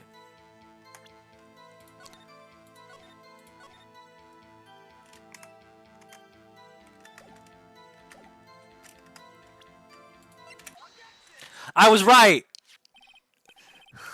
Witness, do you know what this is? Are you trying to test me? I sell boxed lunches for a living, you know. That's a knife. The knife. The knife that was in Mr. Edgeworth's trunk. Indeed, it is my knife. What's with this case? The bloody murder weapon, a red car, all belonging to the prosecutor there? The defendant is the chief prosecutor for the district, right? Mommy, are prosecutors bad people? The defense has a request. We ask that the witness provide an accurate testimony. What's that, rookie? In your testimony, you stated that Lana Skye planned this murder. And that's why she was wearing those special gloves. Seems like a natural conclusion to me. The gloves do indicate planning. However, why would she not also prepare the most important thing? The murder weapon. Oh, that's not the angle I was going for. I was going for if it really was that she wore gloves. Like I was just going grasping at the fact that like that it doesn't have fingerprints. And for it to not have fingerprints, you would have had to wipe it because it was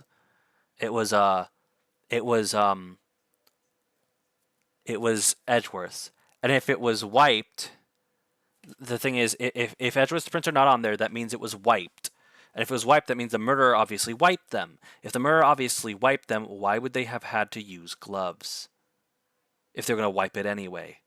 Especially if it was premeditated. They would have been thinking already. They would have had already planned to wipe it, which they did. Ergo, the lack of a need for gloves.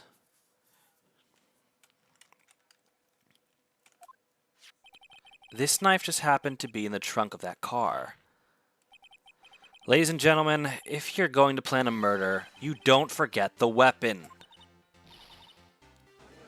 Well, that's one way to think about it, but it's also fair. Great, now the tide is turning in our favor. Great show, Mr. Wright. My sister's as good as free. Right. I believe the next lunch you'll be eating is humble pie. What? I hope you weren't deluding yourself into thinking that the tide has turned. Not over such a trifling detail. But this shoots a hole in the whole premeditated theory.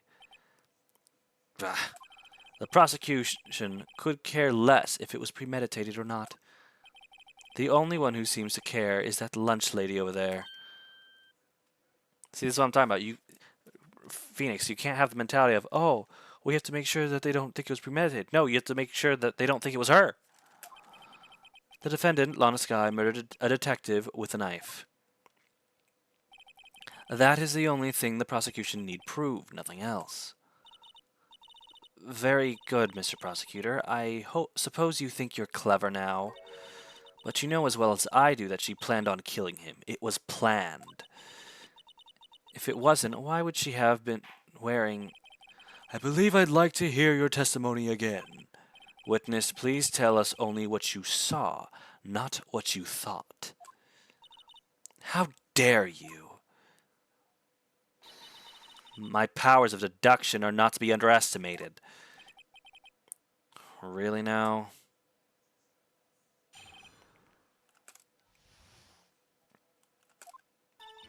Lana Skye intended to murder Detective Goodman.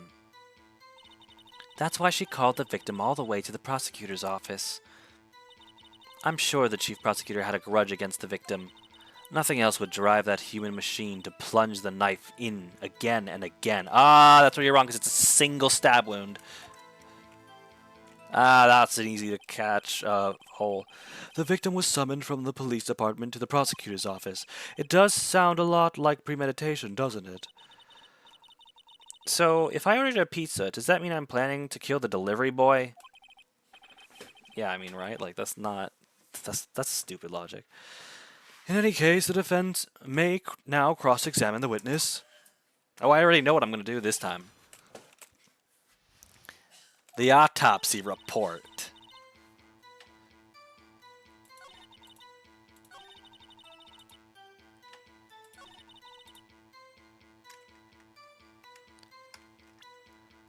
Bitch, look at this autopsy report. You say she stabbed him again and again, but you couldn't have witnessed that. Are you testing me? Then I'll test you. With my moss surprise. I'm afraid the moss is growing under our feet as we wait, Miss Star. What do you mean? I shouldn't have to explain this, but take a look. The autopsy report states that the death was due to a loss of blood from one stab wound. Aha! You're right! Good show, Mr. Edgeworth. I'm the one who pointed it out! Really? Really? Y'all are a bunch of schmucks. Well, witness? You got the crime scene set, right? No thanks. I always believed that no one could ever mistake ketchup for blood.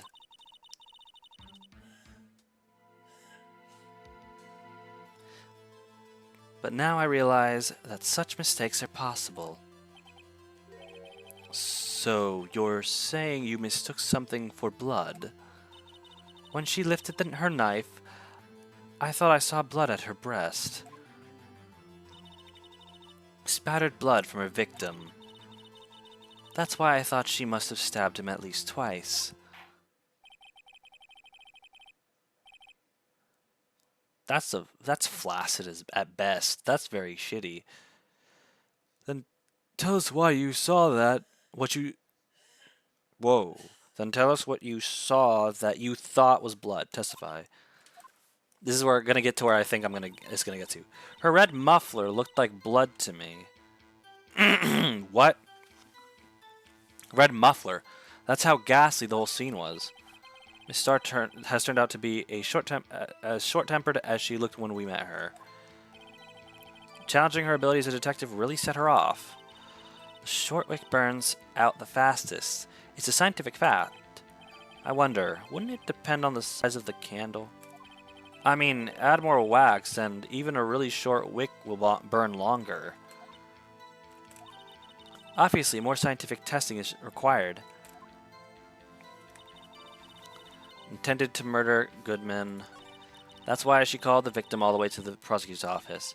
I'm sure the prosecutor Goodman. A red muffler. This is it. Let me look at the photo because I'm pretty sure she's not wearing a red muffler. Because if I'm correct, a muffler is the thing you wear around your neck.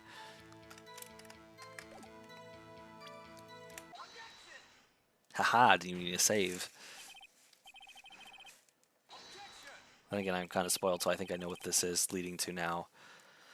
The witness is clearly not suited for detective work. What? The suspect was not wearing a scarf or muffler of any kind when she stabbed the victim. And you've proved it yourself. And oh, with this photograph. Huh? But that can't be.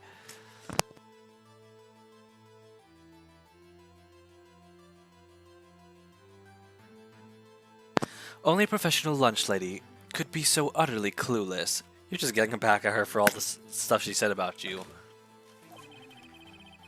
Congratulations. Perhaps you finally found your true calling in life. Harsh words, but good. In the end, Mr. Edgeworth prevails. Oh my goodness. You guys are suckers. But it was there, a scarf. No, not that, but something red, really. Well now, where were we? The witness has given us an entertaining interlude, but back to business. What? Very well, witness, continue your testimony. You saw the crime and apprehended the suspect. Tell us about that. Very well. I do remember some things accurately, at least. Ultimately, we couldn't shake the most important part of her testimony. The most important part? The part where your sister stabs the victim. Wait, how did she read my mind? I thought she wasn't a psychic. I thought only the Fays were. Jeez Louise, I have to keep clearing my throat. My throat's messed up a bit.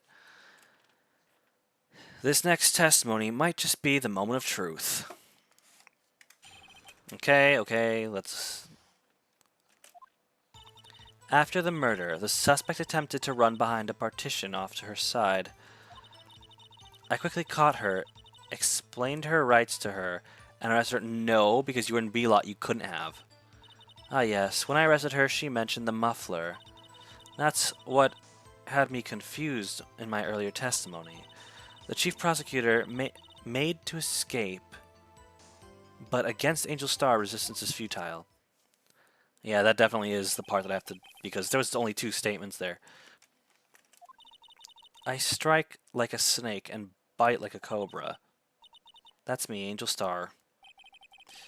That wasn't a very good metaphor. First of all, a cobra is a kind of snake. Don't bother me with details unless you want to get bitten. No thanks. Note to self, Mr. Wright is weak against poisonous snake bites.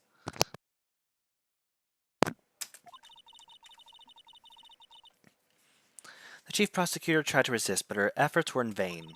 She knocked my hands aside, kicked over an oil drum. And that is what's on the coat. An oil drum? Hard to imagine. Oh, she's beautiful but deadly. A predator, this one. A leopard woman. I'm not doing that noise. Very well. Mr. Wright, your cross-examination, if you will. Okay. Let's see. After the mirror, the suspect attended right behind him. I quickly caught her.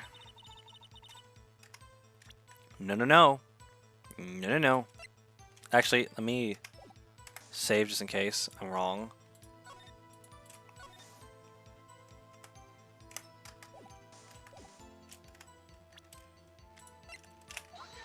That's...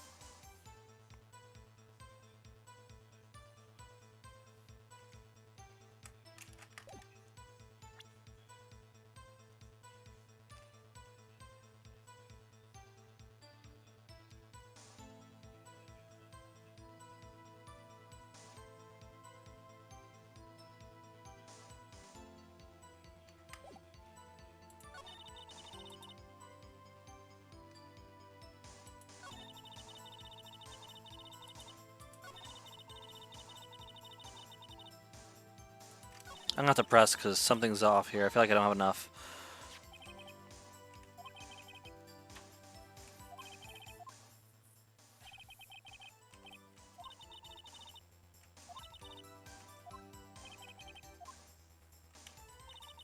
There's something red, so that means there's something.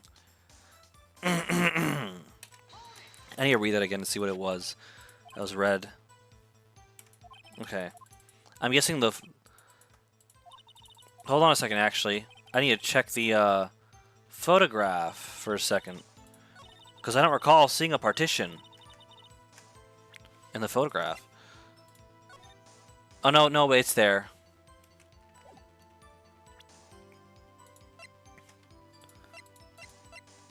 I would think the map would have to... Nope. Nope.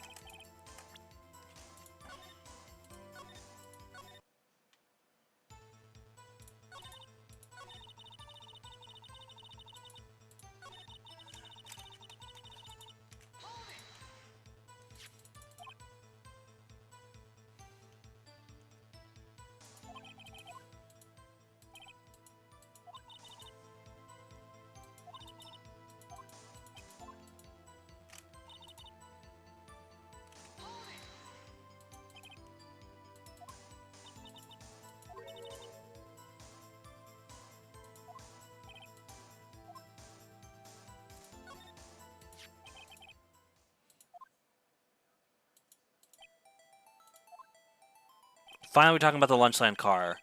Finally.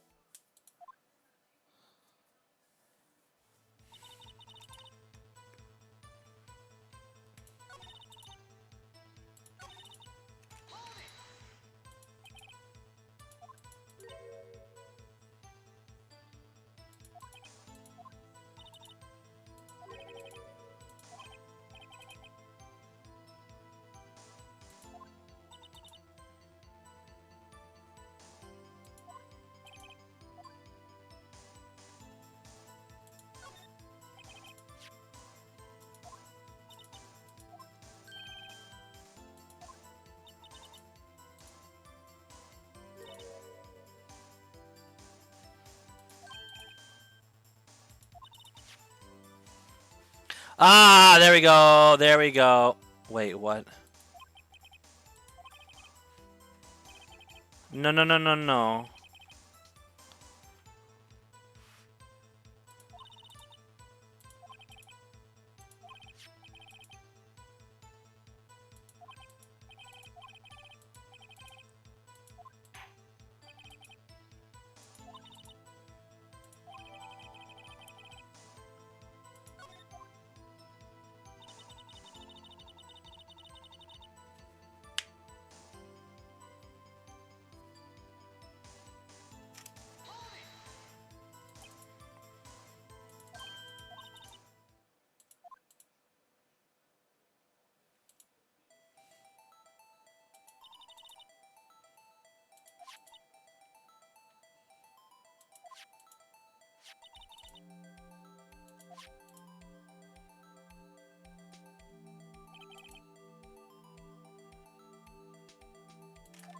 The oil drums.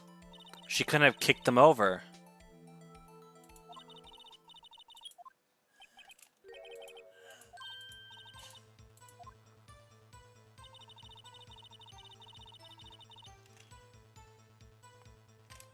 Let's press just to see something.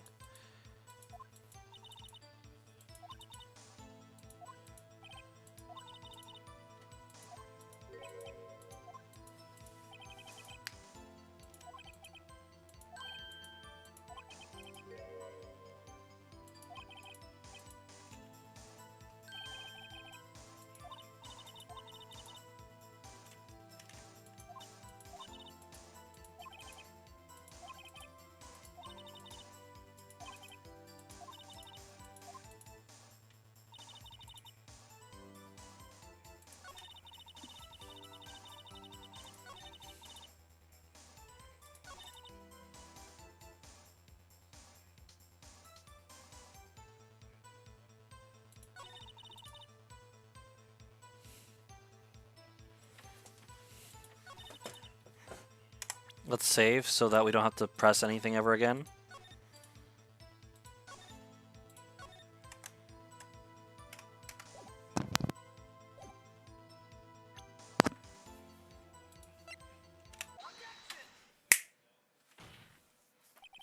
Miss Star, I have to conclude that you have a personal grudge against Miss Lana Sky. The witness is a former detective. Her testimony is unmarred by personal bias. Really now? Really? You sure about that? Guy who's been roasted by her? And roasted her in return? Well, who would have thought you would be my knight in shining armor prosecutor? You who, together with the chief prosecutor, kicked me out 2 years ago. You were saying, Edgeworth? Yeah, you want to keep your mouth shut? Well, Miss Starr, this is a fatal contradiction with your testimony. How do you explain this? I don't know what you're talking about. Mess with me and I'll make you cough it all up. Let's look at the floor plans. You said you witnessed the crime from this point. However, if that's true, you couldn't possibly have seen Miss Sky making that phone call. I believe you see what I'm getting at. That emergency phone was on the backside of this partition. If indeed you were in B block, you couldn't have seen it. Which means she was in A block. Which is why she ran the other way. She already came in from the other side, which is why she ran the other way. It's simple, Your Honor.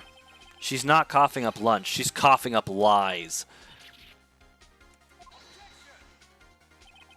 That's quite a claim, Mr. Wright. Perhaps you will allow me a question. Tell us exactly what lie this witness has told the court. Here's where the counterattack begins. I can't afford to get this wrong. The witness lied about where she saw it. Miss Sky tried to use the emergency phone, but it was out of order. What is significant about this fact? Nothing. Therefore, it would be pointless for Miss Starr to lie about it. Pointless to lie, I see. But say the witness did actually see Miss Sky using the emergency phone. It would mean Miss Starr witnessed the crime from a different location. A different location? Now that's a pointless lie if I've ever heard one. Before you call my lie pointless, at least let me tell it. Let me ask a question to our clever wordsmith, Mr. Wright. Just where was the witness when she saw the crime? All the testimony we've heard until now points to one direction, not the band.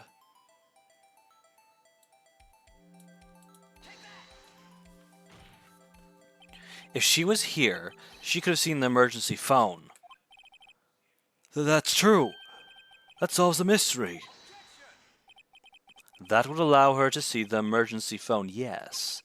But if she was there, she would have been able to arrest her well before she dialed her cell phone. Oh.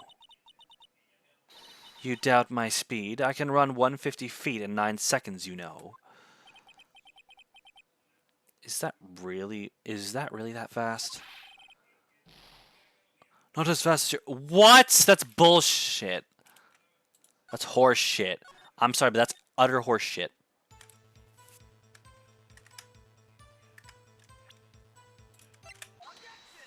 That's horse shit. I'm sorry, but that's absolute horse shit.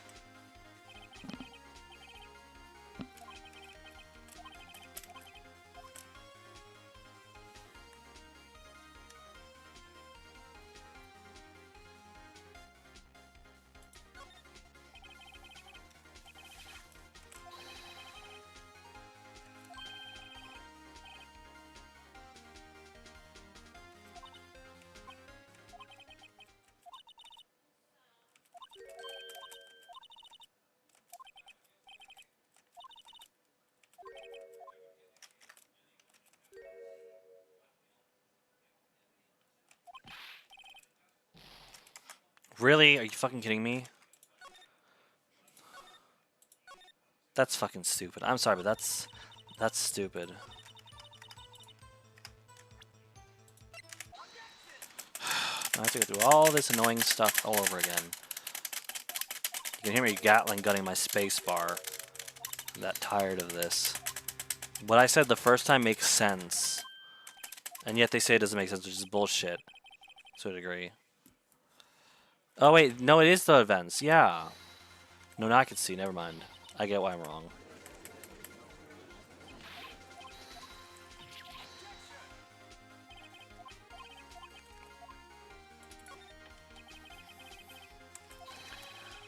Miss Guy, use that emergency phone before the murder. I see. I hadn't thought of that. Nor had I. What do you mean?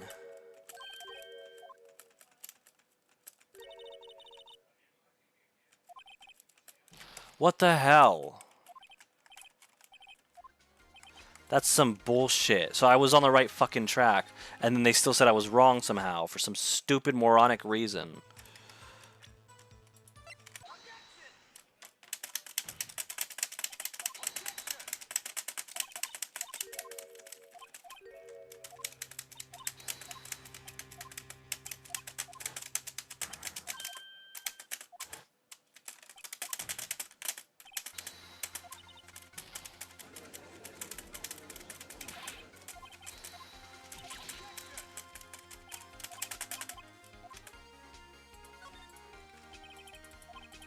So I was just wrong about where I...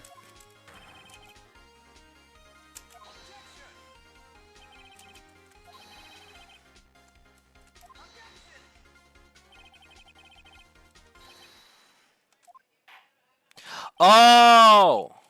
I know where she saw it from. It's not completely clear, but when you think about what she was doing, what she started off to do.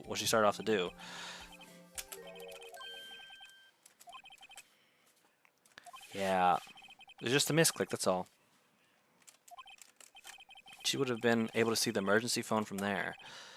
But why there? There are many other places where she could have seen it. No, because she said she was going to deliver it to her boyfriend, who was up there. Not in this case, Your Honor. The witness, not being a part of the prosecutor's office, couldn't park in A block. The only place where she could have seen the crime and from the back of the partition is here. Which also means the photo is incorrect. Or the photo is like way after the murder. Like she would have had to take time to go all the way back to lot B to take that photo. I remember in your testimony you said you bought a lunch to your boyfriend in the security room. Yes? Well, Miss Starr, how many years have I been getting the better of the men? What? To think that the tables could be turned. Today a man has got the better of Angel Starr. Order, order, witness! What have you done? You used to be a detective. You should know better. I'm not turning back. The guilty will be punished, and I'll do what I must to make sure justice prevails. The guilty? Is she talking about Miss Sky? Miss Wright, doesn't this strike you as odd? Why did Miss Starr lie? It doesn't make sense. Ah, because she's a grudge, because her testimony's biased. She even said it in a different line of dialogue that her and Edgeworth were the ones who put her out of a job. Huh? She could have just said she saw the crime from the security guard station. It wouldn't change anything. Exactly. This photograph tells all. It was the defendant who stabbed the victim. The truth still stands. It still stands. I disagree, Mr. Edgeworth. It's because the photo was taken way later. It was taken way later after the murder. And it also means that she didn't witness him committing the crime. All she did was she witnessed her take the phone, go around back, and that's all she witnessed. She couldn't have seen over the wall because it was really freaking tall. I think. Like, from that angle, yeah, I don't think you'd barely be able to see it, if at all. If a witness is found to be lying, they're guilty of perjury. She knows this. She wouldn't risk that without a good reason. So tell us what her reason was, Mr. Wright. Huh? Me? Who else? Mr. Wright. No! She's the one who'd have a reason. Why can't you ask her? She's the one who knows. She's the one who did it. Oh my goodness, why are you putting this on me? Mr. Wright, let's review what we know. Miss Starr witnessed the crime from the security guard station. But she lied and said she saw it from B block. It would mean A, that the photo is either invalid or that it was way later, and it would also mean she didn't actually see the angle of view to the crime. Distance from the crime, it's the angle. Why the angle at which she saw the crime occur would change. The angel. The angle? What do you mean? Well, the security guard station is on the second floor, and, she would have sort of more of a 3D view of the crime. And this is important. Why? Are you fucking kidding me? This game is stupid sometimes. There was a fucking wall, but fucking she could see over it. I guess it was that tall. Yes. Blah, blah, blah. Distance to the crime would definitely be it. It couldn't be the lighting, because the lighting wouldn't make sense. My condolences, Mr. Wright. But one look at the floor plan says, and it's quite clear. The distance between the scene of the crime is 30 feet. I don't see how that would change what she could see. What she saw is not in question here. What matters is the time it would take her to reach the scene of the crime. That doesn't make sense because it would have taken her... Miss Starr, you witnessed the crime from the security guard station. Now, how long did it take you to go from there to the scene of the crime where you arrested Miss Skye? Well, witness? Oh, right, she couldn't just... Because it's glass. You'd have to go back around. Yes. You ordered the squid wheels, right? Those look like rubber bands. The quality of my lunches has gone far from low to inedible. I was bringing a PB&J lunch with fresh boysenberry jam to my boyfriend.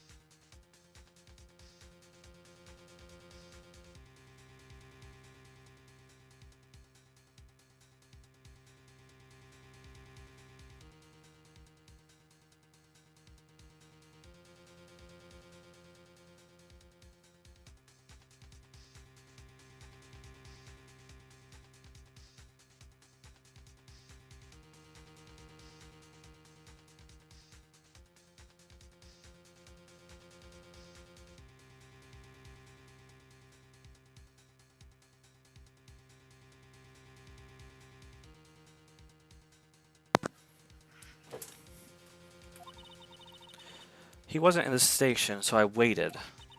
I'm not gonna do voices. I'm too tired for this. I witnessed the crime from the glass-walled station. And before I knew what I was doing, I found myself running toward the scene. Oh, wait. How did she get to A, though? I mean, well, no, I know how she got to A. She really went around. So it took a little bit longer because of the hallway.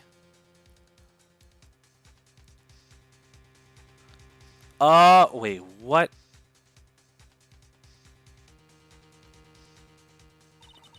That's why I had to go through the visitors parking in B block. What?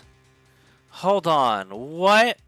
That doesn't make a lick of sense, the way she moved there. And it probably took me at least 5 minutes to get to the scene of the crime.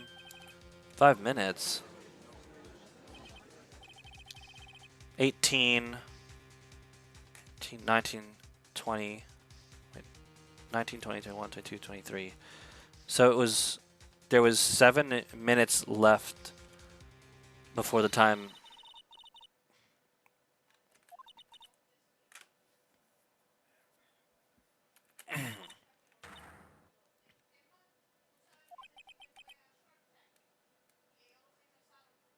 You have a point. This work is a wonderful invention.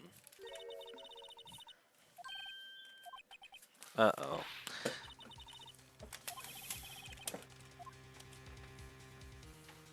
Well, you have to raise an objection. You can't just sit back and take it.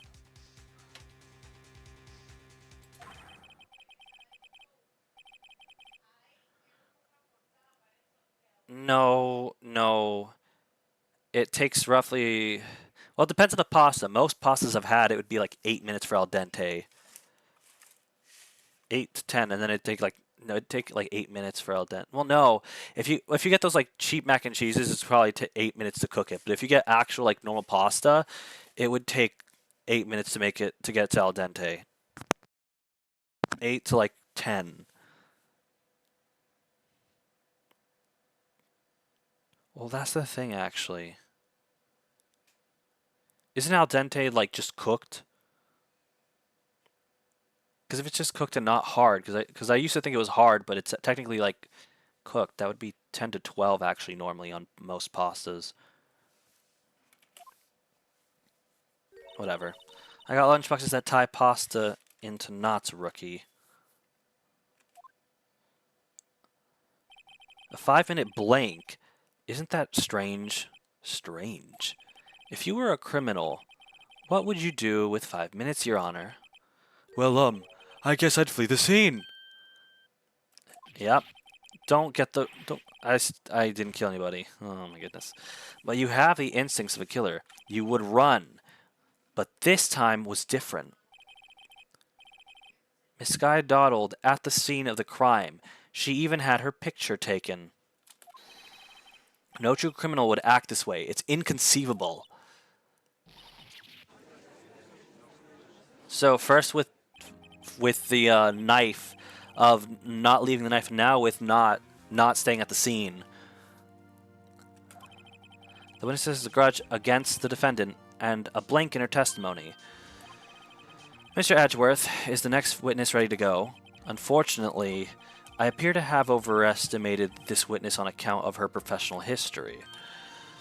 We did it. We screwed that can shut. I don't know. That's just a weird analogy. I don't think you screw a can shut. Can you even close a can once you open it? I don't know how things work. I'm afraid that the Gothic Queen has been dethroned. And with that, court is adjourned. I'm going to save here. I need... Oh, jeez Louise, my... Oh, no! Mr. Edgeworth, you ordered the squid wheels, right? I prefer not to take the defensive team's leftovers. Anything else to say? I might be able to save you. I have decisive evidence. What is that? Is this another one of those of her trick lunch boxes? My apologies, but we have no further questions to ask of you, Miss Starr. Is this your jumbo lunchbox? A triple-decker? Oh, no. Out of deference to the witness's determination, I will allow... Bribery. Bullshit. Let's hear about this decisive evidence. This is a horrible judge. I probably have said it before, but I'll say it again. This is a horrible judge. Very not so impartial. Like the lunchman motto says, you won't be disappointed. What's she going to pull out of her lunchbox this time? Oh, great. I should have mentioned those 5 minutes when I wasn't looking at the crime scene. Hold on. I need to save, because my body is screaming. I need to take a quick break. I'll be right back.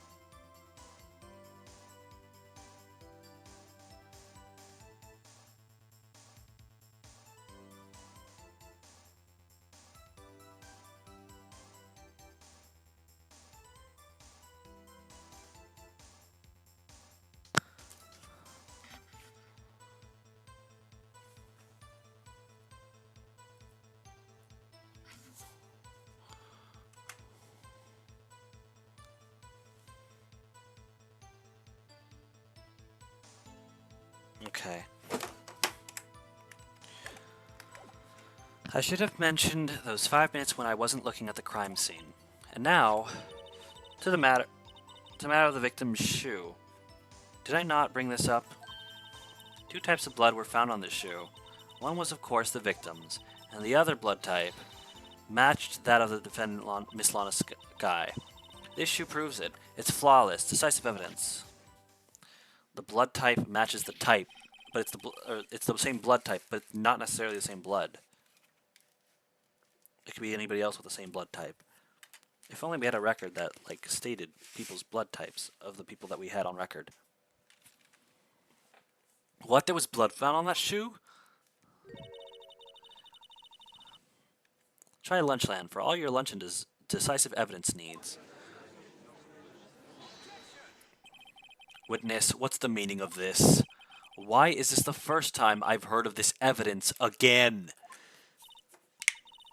Simple. As I've already said, I don't trust you with evidence, Mr. Edgeworth. That's why I took the liberty of investigating this myself. And you had blood tests performed. Didn't I mention I have 3 boyfriends in forensics? You could have had this freaking bias, though. Thank you! Thank you! In any case, Your Honor, I can't accept this as evidence. What? You must know the 2 rules of evidence law. Wait, then why didn't you take the photo? Why did you take the photo, but not the shoe, dude? Seriously? Rule number 1. No evidence shall be shown without the approval of the police department. In other words, this shoe is illegal evidence. So is the photo! So is the photo! At least for the time being. Is that right, Mr. Wright? It seems so. Edgeworth sure is celebrating. Not so fast, Mr. Edgeworth. Don't forget, I used to be a detective. As I mentioned previously, this shoe has already been tested by a member of the forensics department. As you can see, it was approved by the police department as of today. Oh, that's convenient. Even the general public can produce official evidence, Mr. Edgeworth. Ugh. Is that right, Mr. Wright? It seems so. Edgeworth is looking pretty sullen. You could see at least you could at least study some evidence law, really. The prosecution's complaints Notwithstanding, it appears that this evidence satisfies the first rule of evidence law. However, it seems you have yet another count against you, witness. Anything to ensure that the guilty are properly judged.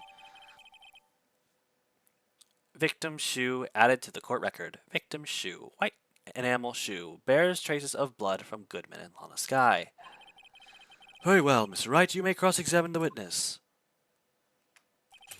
Yeah. I want to check out that shoe.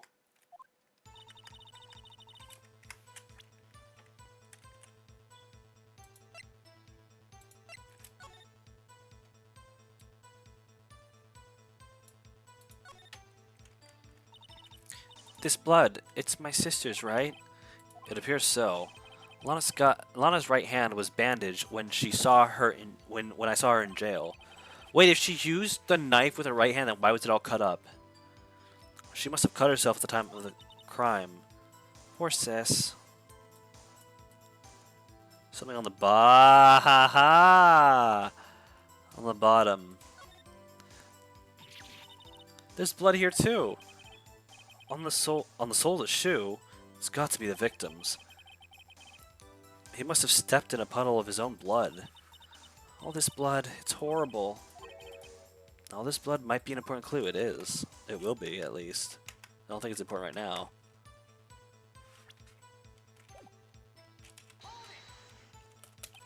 Why did you lie about those 5 minutes? I guess you could say I just wanted people to look at the results. The results? How many times do I have to say this? I saw the chief prosecutor stab the victim before my very own eyes. Compared to that, a 5-minute blank means nothing. Then why didn't you just tell her the truth? Don't make me laugh. We're dealing with the most untrustworthy of the vile lot known as prosecutors. Falsified evidence, arranged testimonies, erasing and manipulating evidence. When you fight monsters, you need to use every trick in the book. This is when the suspect is admitting she did it.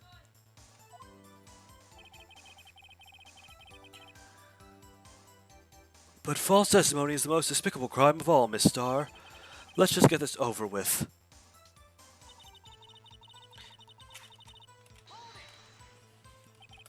And you found the shoe at the scene of the crime? I detained the chief prosecutor and notified the police department. I wanted to make myself useful while I was waiting for the police to arrive. So like an ill-trained pooch, you snuck off with the shoe. I was afraid someone would erase the chief prosecutor's crime. This shoe was my secret weapon if that should happen. See this fashionable basket I have here? It carries more than lunchboxes, gentlemen.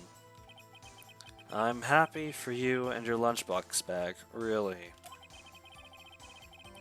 In any case, you removed a valuable piece of evidence from the scene of the crime. Now, tell us what you did next. So you brought it to the forensics department? If you're going to submit something as evidence in court, you need it approved. To do that, evidence must be analyzed by a forensics expert. And she got away with her little coup because she used to be a detective. The shoe does appear to have blood stains on it. Well, the man was stabbed after all. And that blood belonged to the victim, Detective Goodman. That was a weird way that I said that. As I said, there were 2 types of blood found on the shoe. And the other blood type matched that of the defendant, Miss Lana Skye.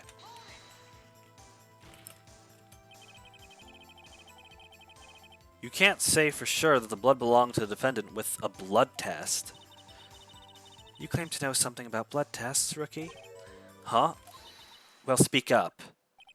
Well, blood comes in 4 types: A, B, O, and AB. However, you can't tell from a blood test whether a murder was committed in cold blood. Dude, what kind of fucking logic is that? That's fucking flaccid. I would have said, just because the blood type is the same type as the victim's doesn't mean it is the victim's, because it could have been anybody with that type of blood. The real murderer could have had the same type of blood as the person who's being accused. Like, what? The way you figure it out is probably via like genetic shit. Dude, seriously? That's just a figure of speech, Mr. Wright. Actually, we can differentiate between millions of types with all the blood tests out there, which means that we can more or less narrow any sample of blood down to just one person. So here, okay, but then why did she say blood type and not just the blood? If I had a little more time, I would have gotten a DNA test results. But they said there's very little doubt it could be. No, no, no, DNA that shit. So the suspect's no, no, not true. That has originally no, it does not because it isn't concrete. It's only her blood type. It's not her actual blood for sure.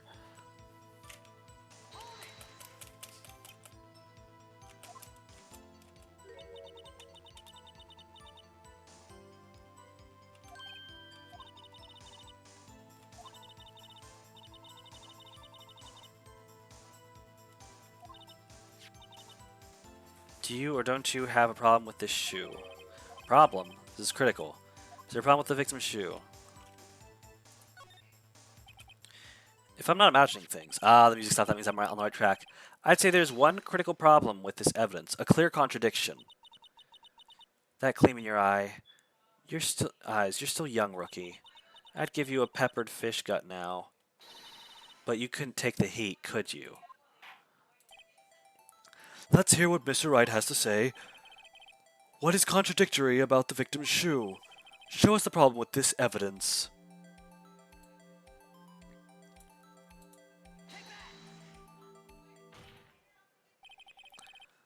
I wonder if you noticed, there's blood on the bottom of this shoe.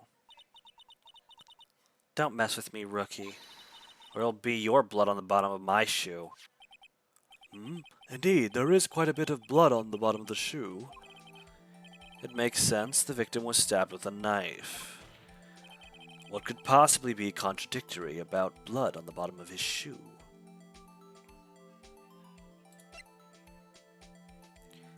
This. I got it. Got it in one. The problem lies in the footprint. The footprint. Note the bottom of the victim's shoe is covered in blood. Then, isn't it strange? Why weren't any bloody footprints found by the scene of the crime? Aha! As you can see, there were no traces of any such footprints at the scene of the crime.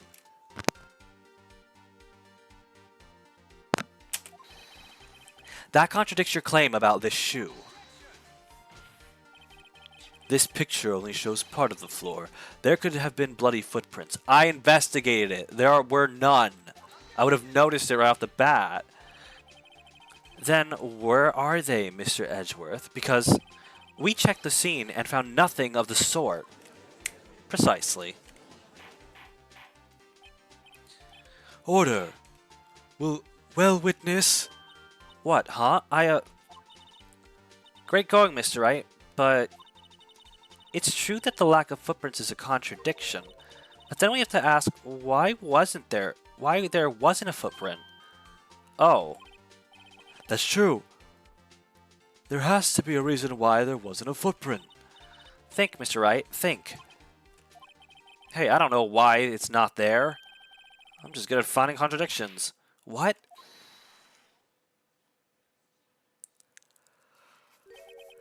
I see. Now I get it. Get what? Our witness is more devious than I gave her credit for. We were hoodwinked to the very end. But she slipped. There's one vital hint to the truth in her testimony. What are you talking about? Think back to when she told us about apprehending the suspect. The chief prosecutor tried to resist, but her efforts were in vain. She knocked my hands aside, kicked over an oil drum. Where's the oil? Why was it not there either? Oh, she's beautiful, but deadly predator this one. I'm not making the noise. Leopard woman.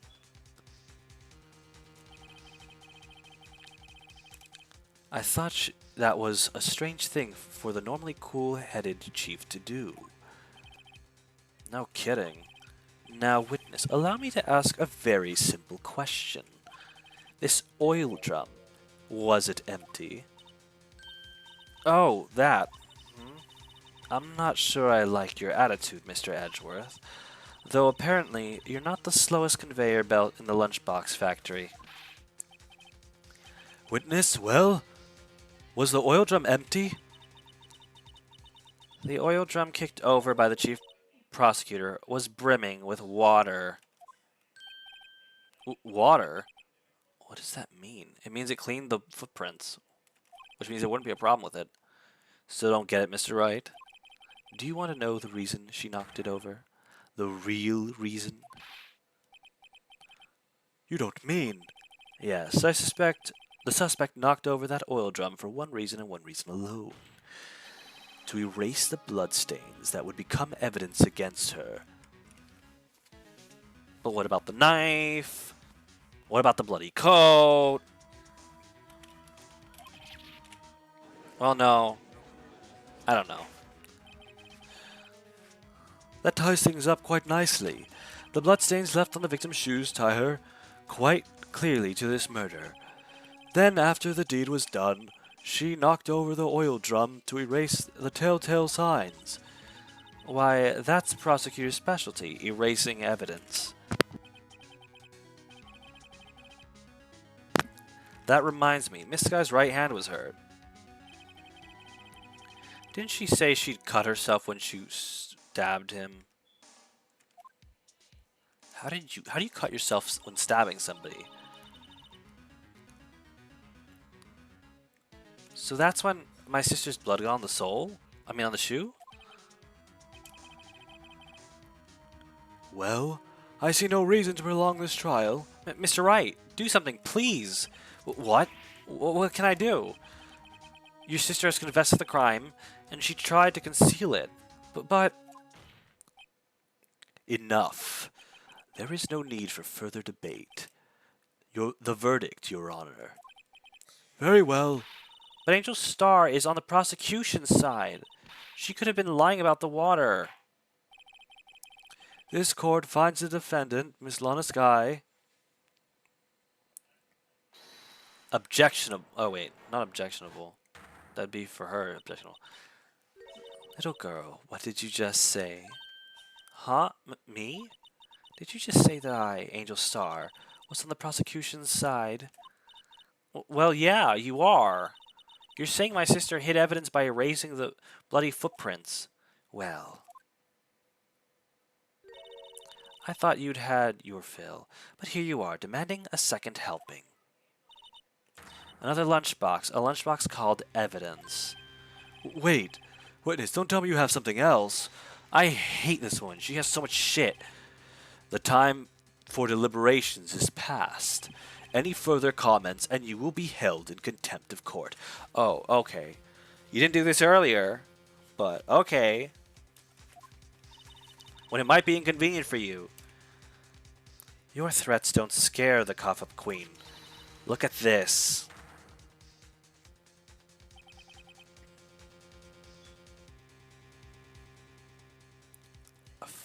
A photograph? I had it just in case anyone had the gall to suggest that the white shoe didn't belong to the victim. She paused before that. I feel like she was just making up a fake excuse. I see no room for error in this evidence. Mr. Wright, wait, look at the asphalt on in this photo. Hey, it's clearly wet.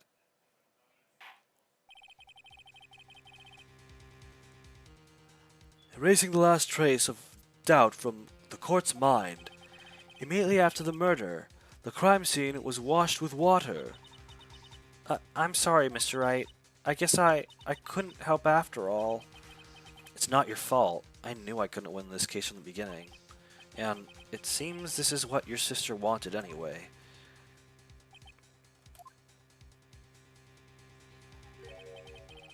I'm sorry, Mia.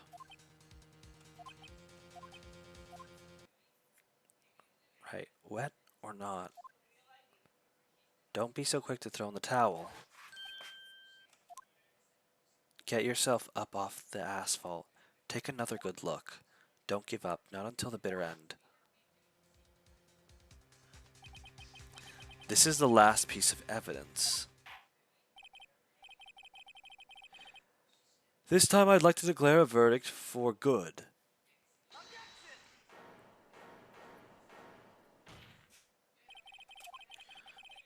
What is it with you people? Can't I hand down my verdicts in peace anymore? Whatever it is, can it wait? No, it can't. Then it will be too late. Look at this photograph. The last one submitted. This trial isn't over until we give each piece of evidence proper consideration. So, Wright, are you saying there's a problem with this latest piece of evidence? Yeah, I'll think later. Yeah, there is a problem. Right or wrong, I've got to go ahead with this. I suppose since we've come this far, we should give every claim a fair shake. Very well, Mr. Wright. Show the court the problem in this photograph. Let me think. He was stabbed. Okay.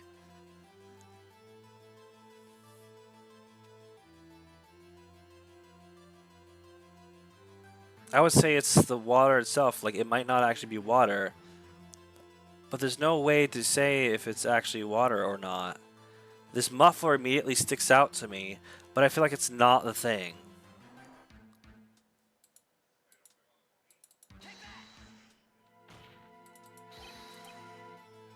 No, it's the muffler, isn't it? Oh, thank God they didn't deduct anything from me. Wet or not, take a closer look. Wet or not, take a closer look.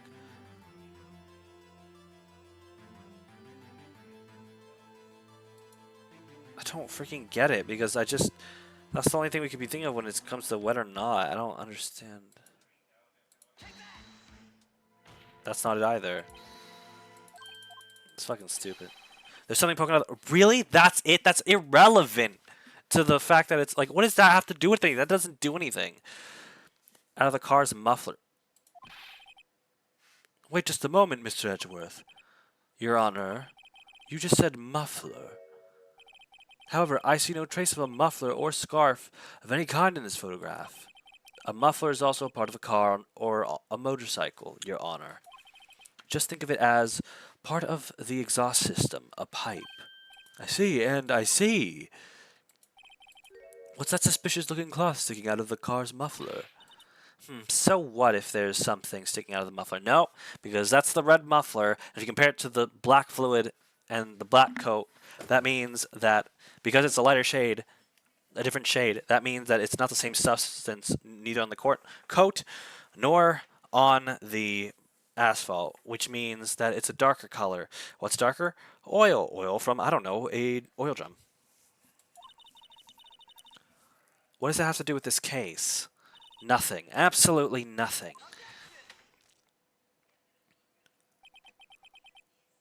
Sorry, Miss Starr, but that's not going to be that. It's not going to be that. I don't know what it said. In fact, you've already told us why this is important to the case. You said so much in your testimony. What? Let's hear what Mr. Wright has on his mind. Tell us why you think the piece of cloth in the muffler is related to the case. I'm sorry, what? I have to have physical evidence? I don't have physical evidence of that.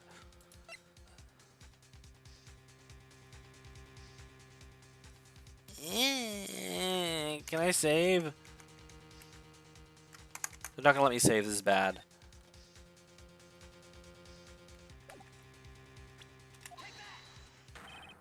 Well, Your Honor, how do you feel about that?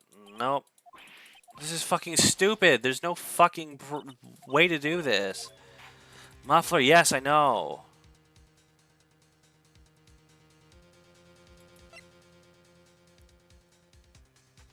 It's fucking stupid.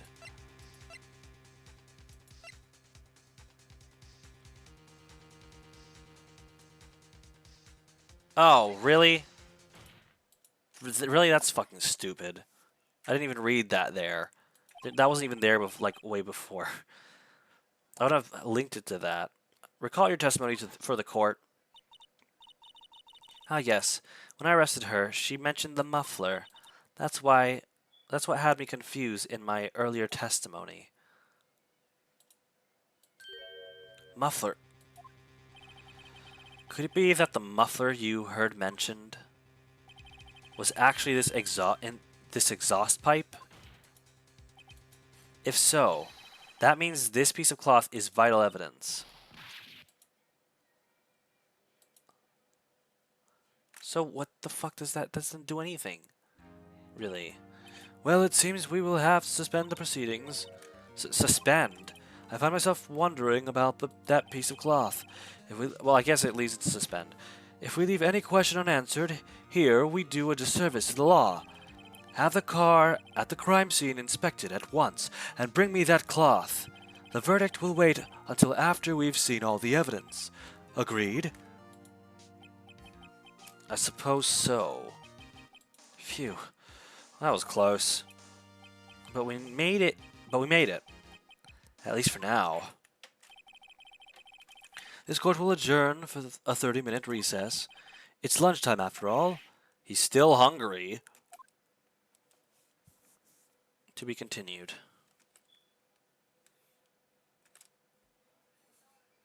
Saving content, please do not. Yes.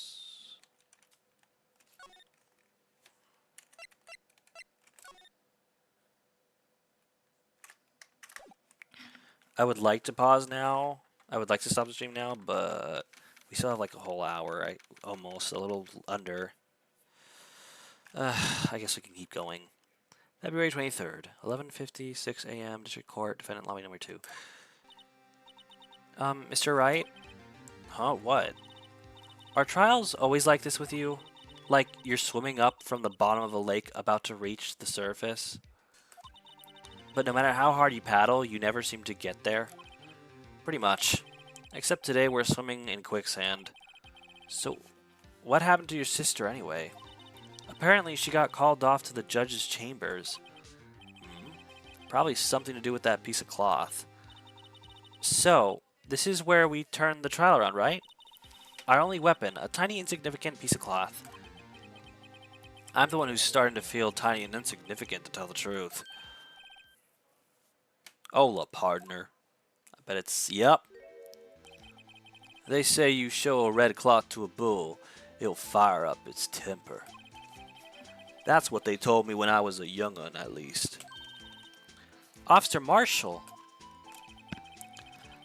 Thought I'd come and take a look, see how the trial's going. Looks like I'm late.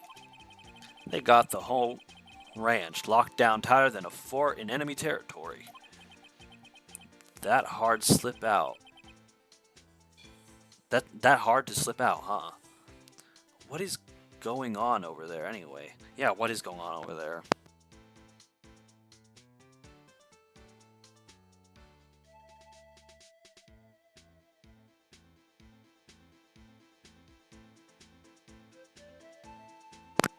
Anyway, all the police I've seen these last 2 days have been really on edge. Don't you got enough on your plate without worrying about other people, compadre? You could be worrying about the chief prosecutor's taste in mufflers, for example. Officer Marshall? The whole muffler thing didn't have anything to do with scarves. She wasn't even wearing a scarf. You don't say. Now, don't that just beat all? I've seen the red breeze blow at her slender neck many a time. I saw it that day, too. She was wearing a red muffler. What? At the awards ceremony that afternoon. Edward's seen it too, I'd reckon. What does that mean? In the photograph taken at the crime scene, she wasn't wearing a scarf. So, Miss Starr wasn't mistaken. Well, it was about time. It's about time. Remember, partner, sometimes you gotta grab the bull by the horns. And sometimes you just gotta let that bull go where it will. Time will tell. Ugh, I have a bad feeling about this. So, what are we swimming in now, Mr. Wright? If it's steak sauce, I can hook you up with some fine ribs. Ooh-wee. I really tried. February 23rd, 12:32 p.m., District Court, courtroom number 9. I thought we were going to go investigate, but no. I'd like to resume? What's up? The judge keeps looking over at the prosecution. Oh, he angry. He distraught. At least. Is something wrong, Mr. Edgeworth? Your face is blue. Your lips are purple. You're sweating violet. You're turning violet, Violet. That furrowed brow, those grinding teeth, those watery eyes. What's more, your eyes are unfocused. You're doubled over. Your back is bent. It can't be. This can't happen. I wonder what happened to Mr. Edgeworth. Well then, I believe it is time we continued on with this trial. During our recess, I had requested that the prosecution conduct an investigation. This is unacceptable. It seems our prosecutor is quite beside himself. Excuse me, knock knock. Who's there? I forgot this man existed. What's with this guy? A strange stuffy aura seems to be filling from the courtroom. What is... He got a fake-ass tan. I'm sorry. I feel like he went in a tanning bed for too long. Or, no, worse. He probably put that, like, tanning spray, I'm betting. Hey, the temperature rose 5.7 degrees when that man came in. Oh, maybe he was in a tanning bed. Who on earth is he? That hurt, or he retains heat well and kind of radiates it, kind of like I do sometimes. Ah, it's you. Can you stop looking at me like that and being quiet? Oh, okay. What voice do I give this guy? Well, despite being big, he has a very pleasant, kind of goofy demeanor. He's weird. I don't even know him. I don't even know.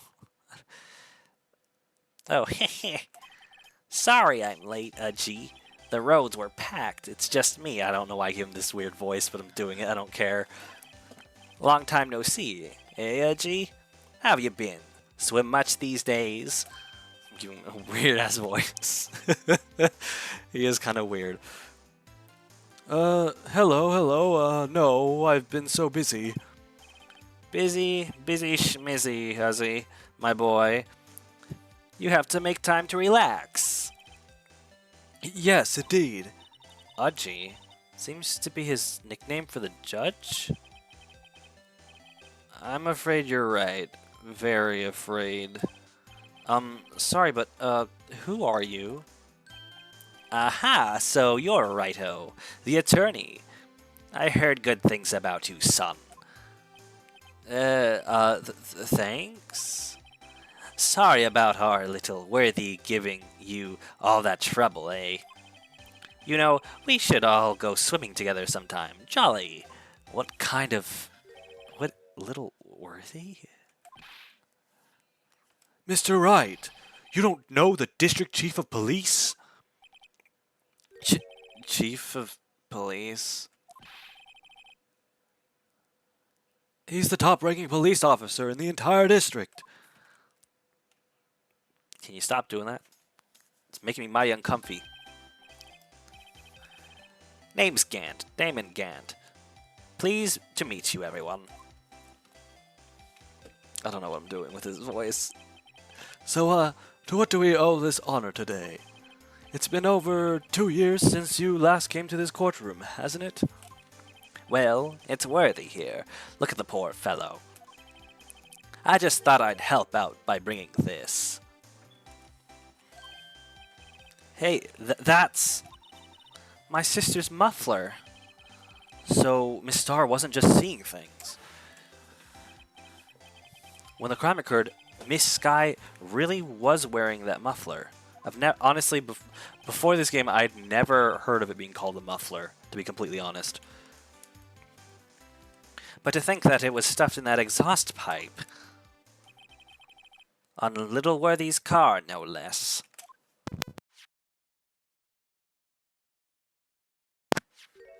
That was an awkward pause, and what are you doing? It's really quite embarrassing, even for us. What is that? What is that you have there? And why does it have a stain? SL not... I was right, it's upside down. It's SL9, the paper we have. Ooh, what's this? It's what you'd call a switchblade knife. Quite perplexing, this. Chief, what kind of outfit are you running? Mr. Edgeworth, how could they miss such a vital piece of evidence? If your investigators are this lax, how do you expect us to do our job? Now wait a minute, Worthy. I've no desire to hear your excuses. I'm telling you to wait. Or didn't you hear me? Or didn't you hear me? I don't know. He got serious, so... Have a look at this document, where it says person in charge of investigation. There's no mistaking that signature, is there, Miles Edgeworth? That's not fair. On the day of the crime, I had... Your head in the clouds because you got that reward. I know how you feel. But you're the person in charge. I expect... Oh, shit. What? Are you serious? Don't be too upset. We'll find a way to clean up this mess that you made. This is the first time I've seen Mr. Edgeworth at a loss for words. This kind of major blunder is unlike you, Mr. Edgeworth. The court accepts this new evidence, but I'd like to ask the defense a favor first. Oh? Yes? Just to be sure, I'd like to take a look at this blade, the blade of this knife. The blade, Your Honor? Well, I don't see why not. Could you open it up for me, I wonder? Yes, well, I think all you have to do is push that switch in. If I cut my finger, Mr. Wright, I wouldn't be able to pound my gavel anymore. Really? Really? Yeah, but if I cut my finger, I wouldn't be able to point at people anymore. Really? Really?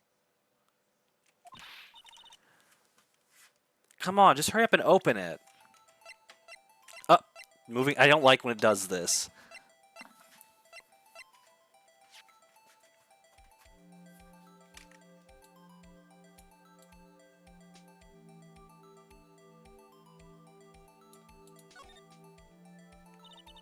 There's a small tag on this knife. It seems to say SL92. What does that mean? Well, I've heard something similar. DL6? Of DL6 incident fame? But it's strange. Huh? What is? I'm not certain, but I get the feeling I've seen this somewhere before. Letters like this, or letters that looked a lot like this somehow. I know where we've seen it. Because I thought of the upside down theory. Ah! Don't scare me like that.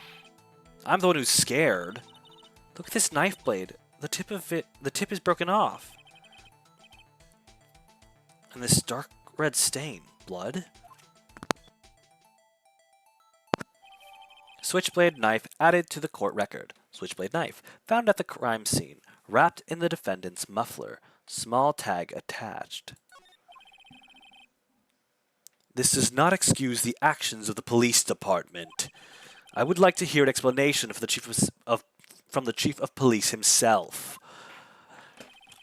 I'm terribly sorry, but could I ask you to testify for us about the split between the prosecutors and the police and this knife? Sure thing. Not a problem. Not even a little one, really.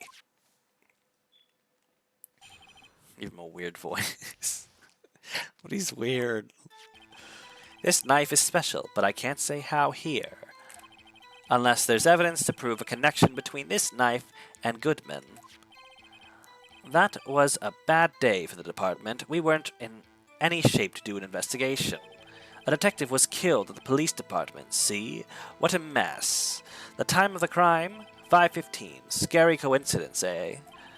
It's not officially linked to this here case, so I can't talk much about it. There was a murder at the police department? A detective? That's hush-hush information, Aji. We haven't exactly announced it yet. Wait a second. You said 5:15? That's the exact time that Detective Goodman was killed at the prosecutor's office. Order! Order! Anyway, at the department, we're all flustered, as you might well assume. We're in the middle of a top-secret investigation. Don't tell anyone, okay? I think we understand the police department's situation. Well, Mr. Wright? Two detectives killed at the same time, in two different places. The chances of that are really slim, scientifically speaking, of course. I'd like to exercise my right to cross-examine the witness. Very well. However, keep your questions focused on the case at hand.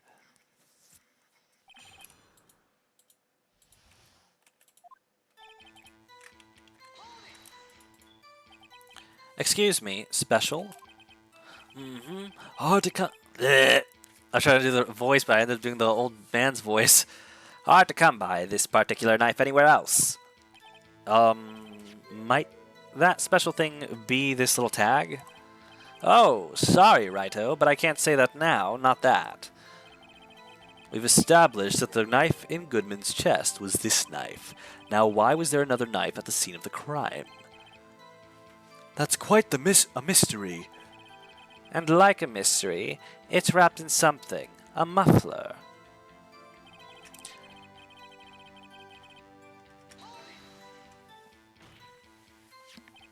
This knife was found on the scene of our crime. I think that makes it connected to the case, don't you? See, there's a lot of things that go on at the department I can't explain. It's delicate, okay? Sorry, Righto. Maybe there's something about the knife that will give us a clue.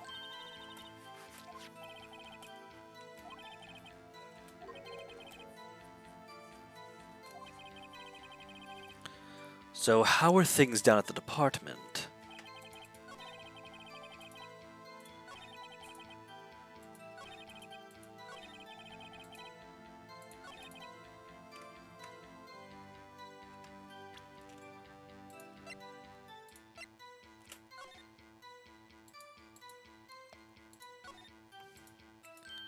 There's a small tag on the knife. It says S112. What's that supposed to mean? I'm not sure.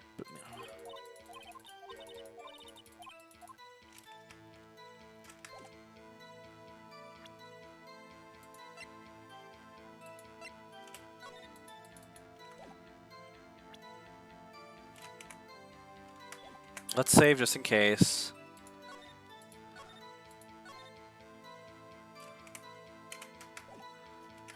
Oh, our health's back. Cool.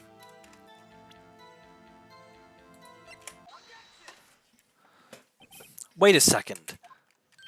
Ah, at last, an honest-to-goodness objection. This knife... This has to have something to do with Detective Goodman. What do you mean? Aha! An honest-to-goodness, what do you mean from Aji? This is great. Look at the tag on this knife. It reads SL92-92. And this is important. Why? Over here, we also have a memo that was on the body of the victim. What's this? 6 minus 7s. 12-2. Your Honor, it's upside down. Upside... The printed name on the memo makes it look like it's right side up. But turn it around, and what do you get?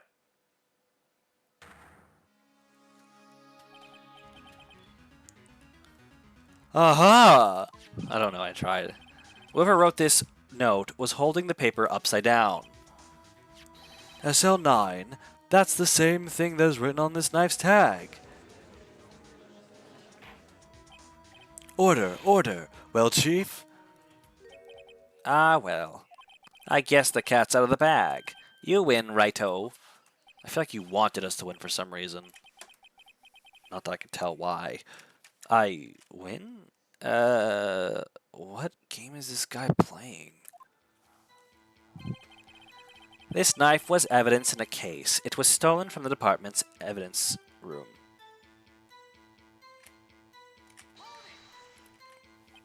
So this knife was stolen? Yes, but on the day of the murder, it was evidence, you say. Was it in fact a murder weapon? Nice, nice, nice. Good show, little worthy. It was a murder weapon, as it happens. It was evidence from a case long since solved. So this knife was stolen on the day of the murder, and it was found in the exhaust pipe of Edgeworth's car. Hard to think there isn't a connection there. That was a bad day for the department. We weren't in any shape to do any investigation. Something happened at the police department too, huh? You got a good look in your eyes there, Righto, my boy. Sharp, hungry. So, something did happen. And why wasn't I informed? Why weren't you informed? Well, why didn't you ask? No matter, I understand. You were busy with Lana's case and all. Well, what happened? What happened at the police department that day? A detective was killed at the police department. See? What a mess. On the same day that a detective was killed in the prosecutor's parking lot, another detective was killed at the police department? That's a fact. Surprising, isn't it, Aji? I'm at a loss for words. And the perpetrator? Do you have a suspect? Well, there was a suspect. Just arrested them, in fact. Just arrested? That was quick. But, there's still a lot of unanswered questions. Maybe you could help, Righto? I suppose I could help. If you help me by giving me data on your case? Ooh, good one. This kid's sharp. Okay, here's the deal. I'll tell you one thing, and one thing only. Where the victim was found, when the victim died.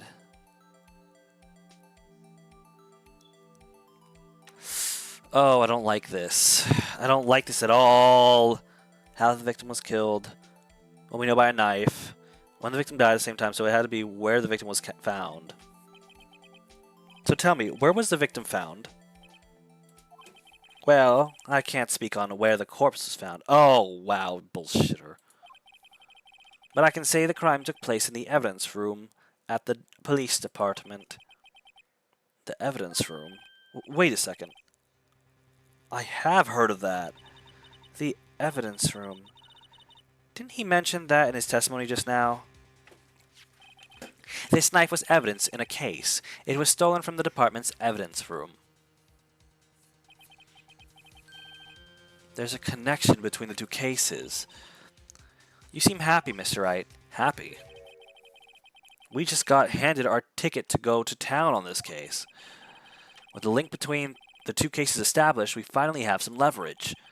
Now we can get to Gant. We can get Gant to testify about the details. It's not officially linked to this here case, so I can't talk much about it. Chief, the defense's position is simply this.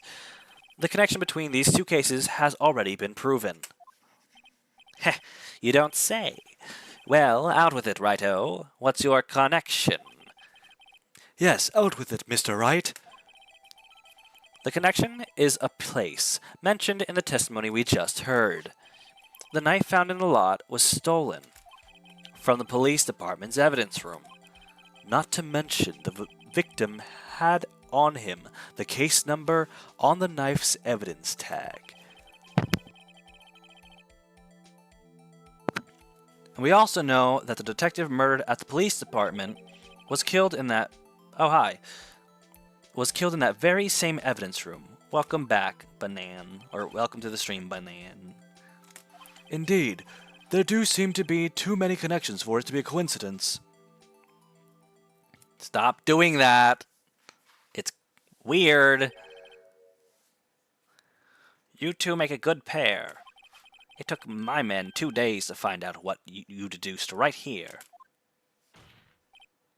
Chief, I request that you release your information on the victim at the police department. See, that's the tricky part.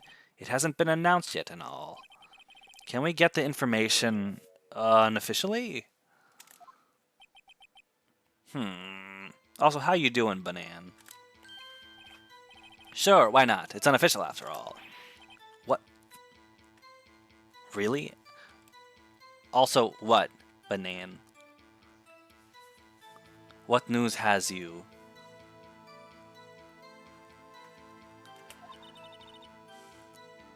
Who could have guessed? I'll cooperate, but I can't reveal the name of the victim at the department, okay? Hey, congrats!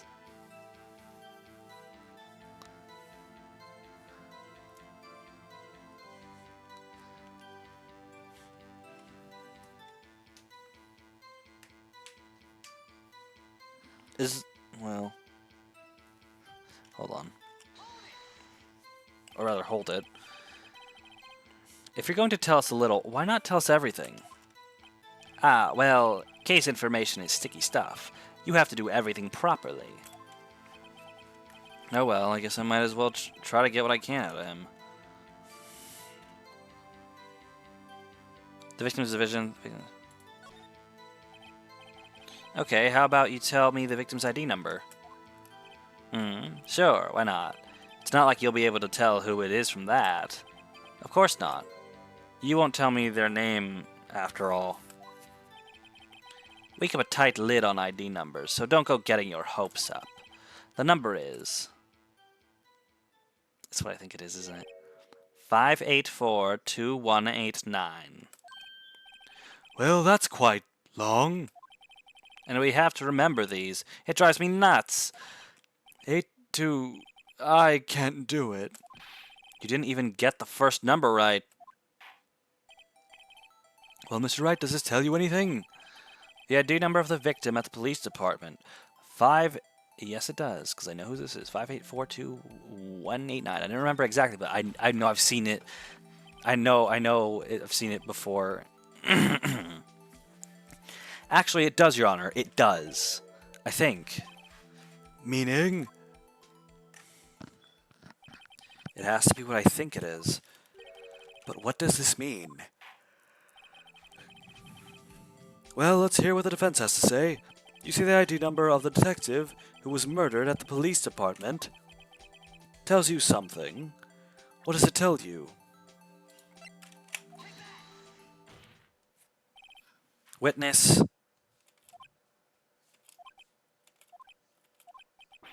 What is it, Mr. Wright? You're grinning like a schoolgirl on prom night. No, I got confused. And this is news? Huh? Just come out with it. Wait. Just come out with both guns blazing, like you always do. The police department, the prosecutor's office, 2 places, 2 detectives, murdered at one time. Actually, I happen to have a police ID number here. Oh, is it yours? No, Your Honor. I'm a defense attorney, remember? This is the ID number of our victim, Detective Goodman. Shame on you, Righto. Personnel IDs are top secret. Detective Goodman's ID number is 5842189.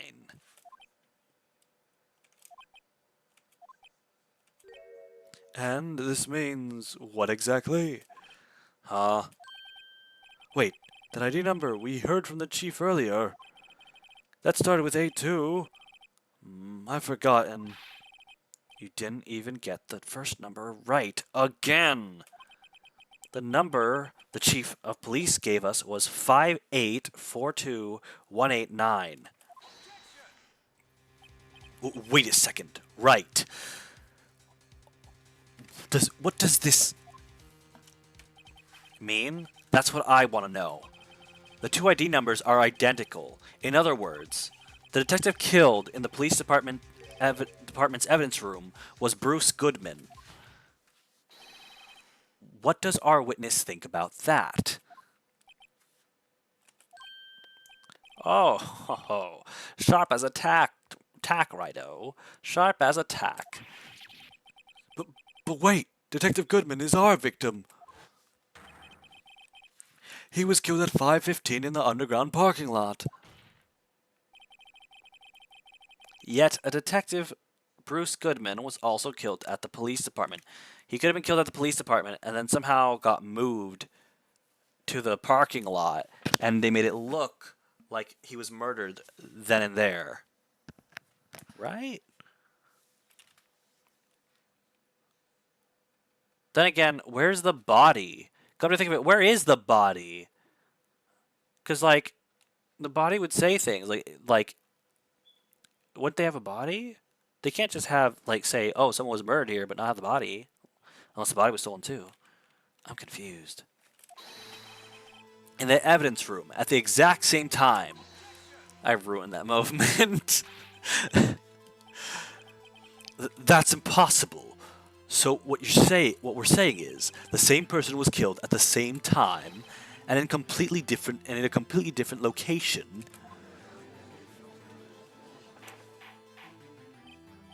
Order. Chief, what does this mean? No. What I want to know is why didn't I hear about this? Yes, it's top secret, fine, but I'm the prosecutor in charge of the case. Now, just wait a second, Worthy. No need to get all flustered. Your Honor, the police department has made a grave error in this case. Wait. I said wait. Or didn't you hear me? The oversight, the grave error. Mr. Edgeworth, they're yours. What? How dare? We informed you yesterday.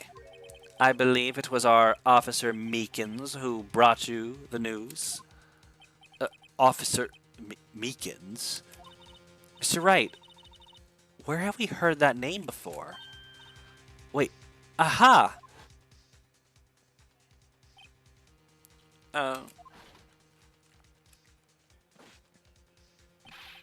Excuse me, but this is Officer, anywhere...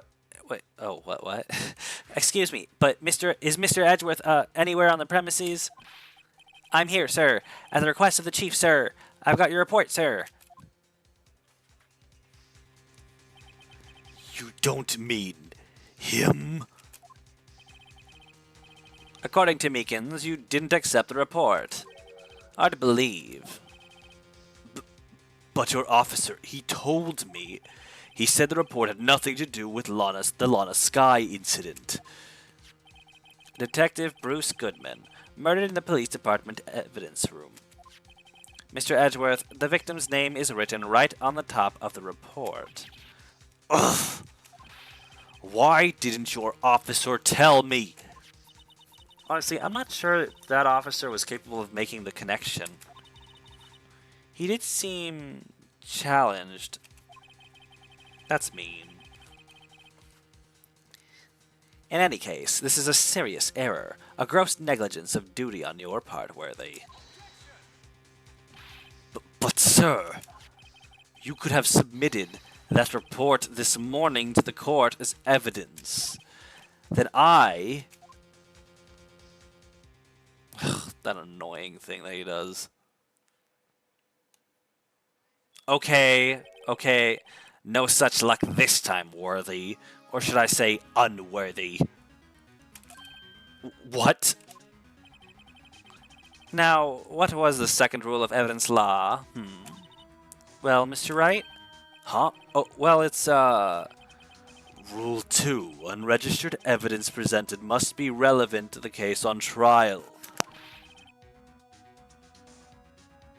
And how is this rule relevant? Normally, you submit a list of evidence to be used in court before the trial. This report wasn't on that list. So, what does this mean? I couldn't submit this evidence until a connection was proven in court. The connection the connection was just proven by Raito over there. Good job, Raito, my boy. Huh? I was doing my job? No. No!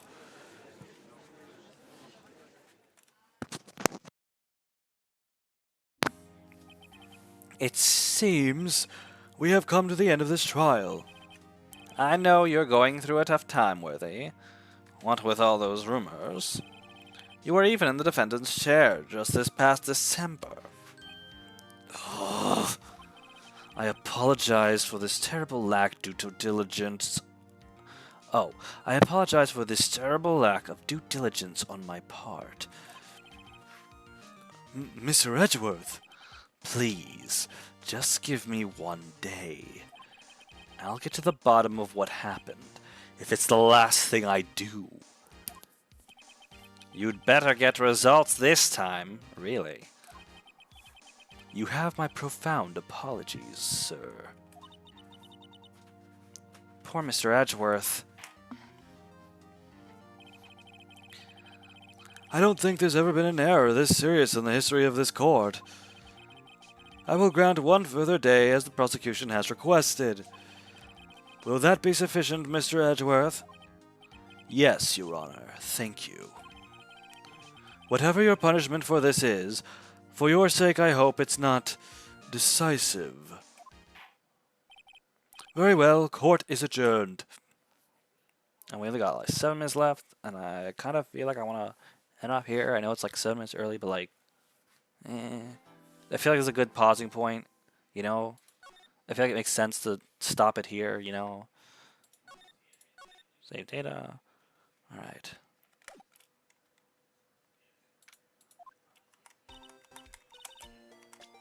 Okay, but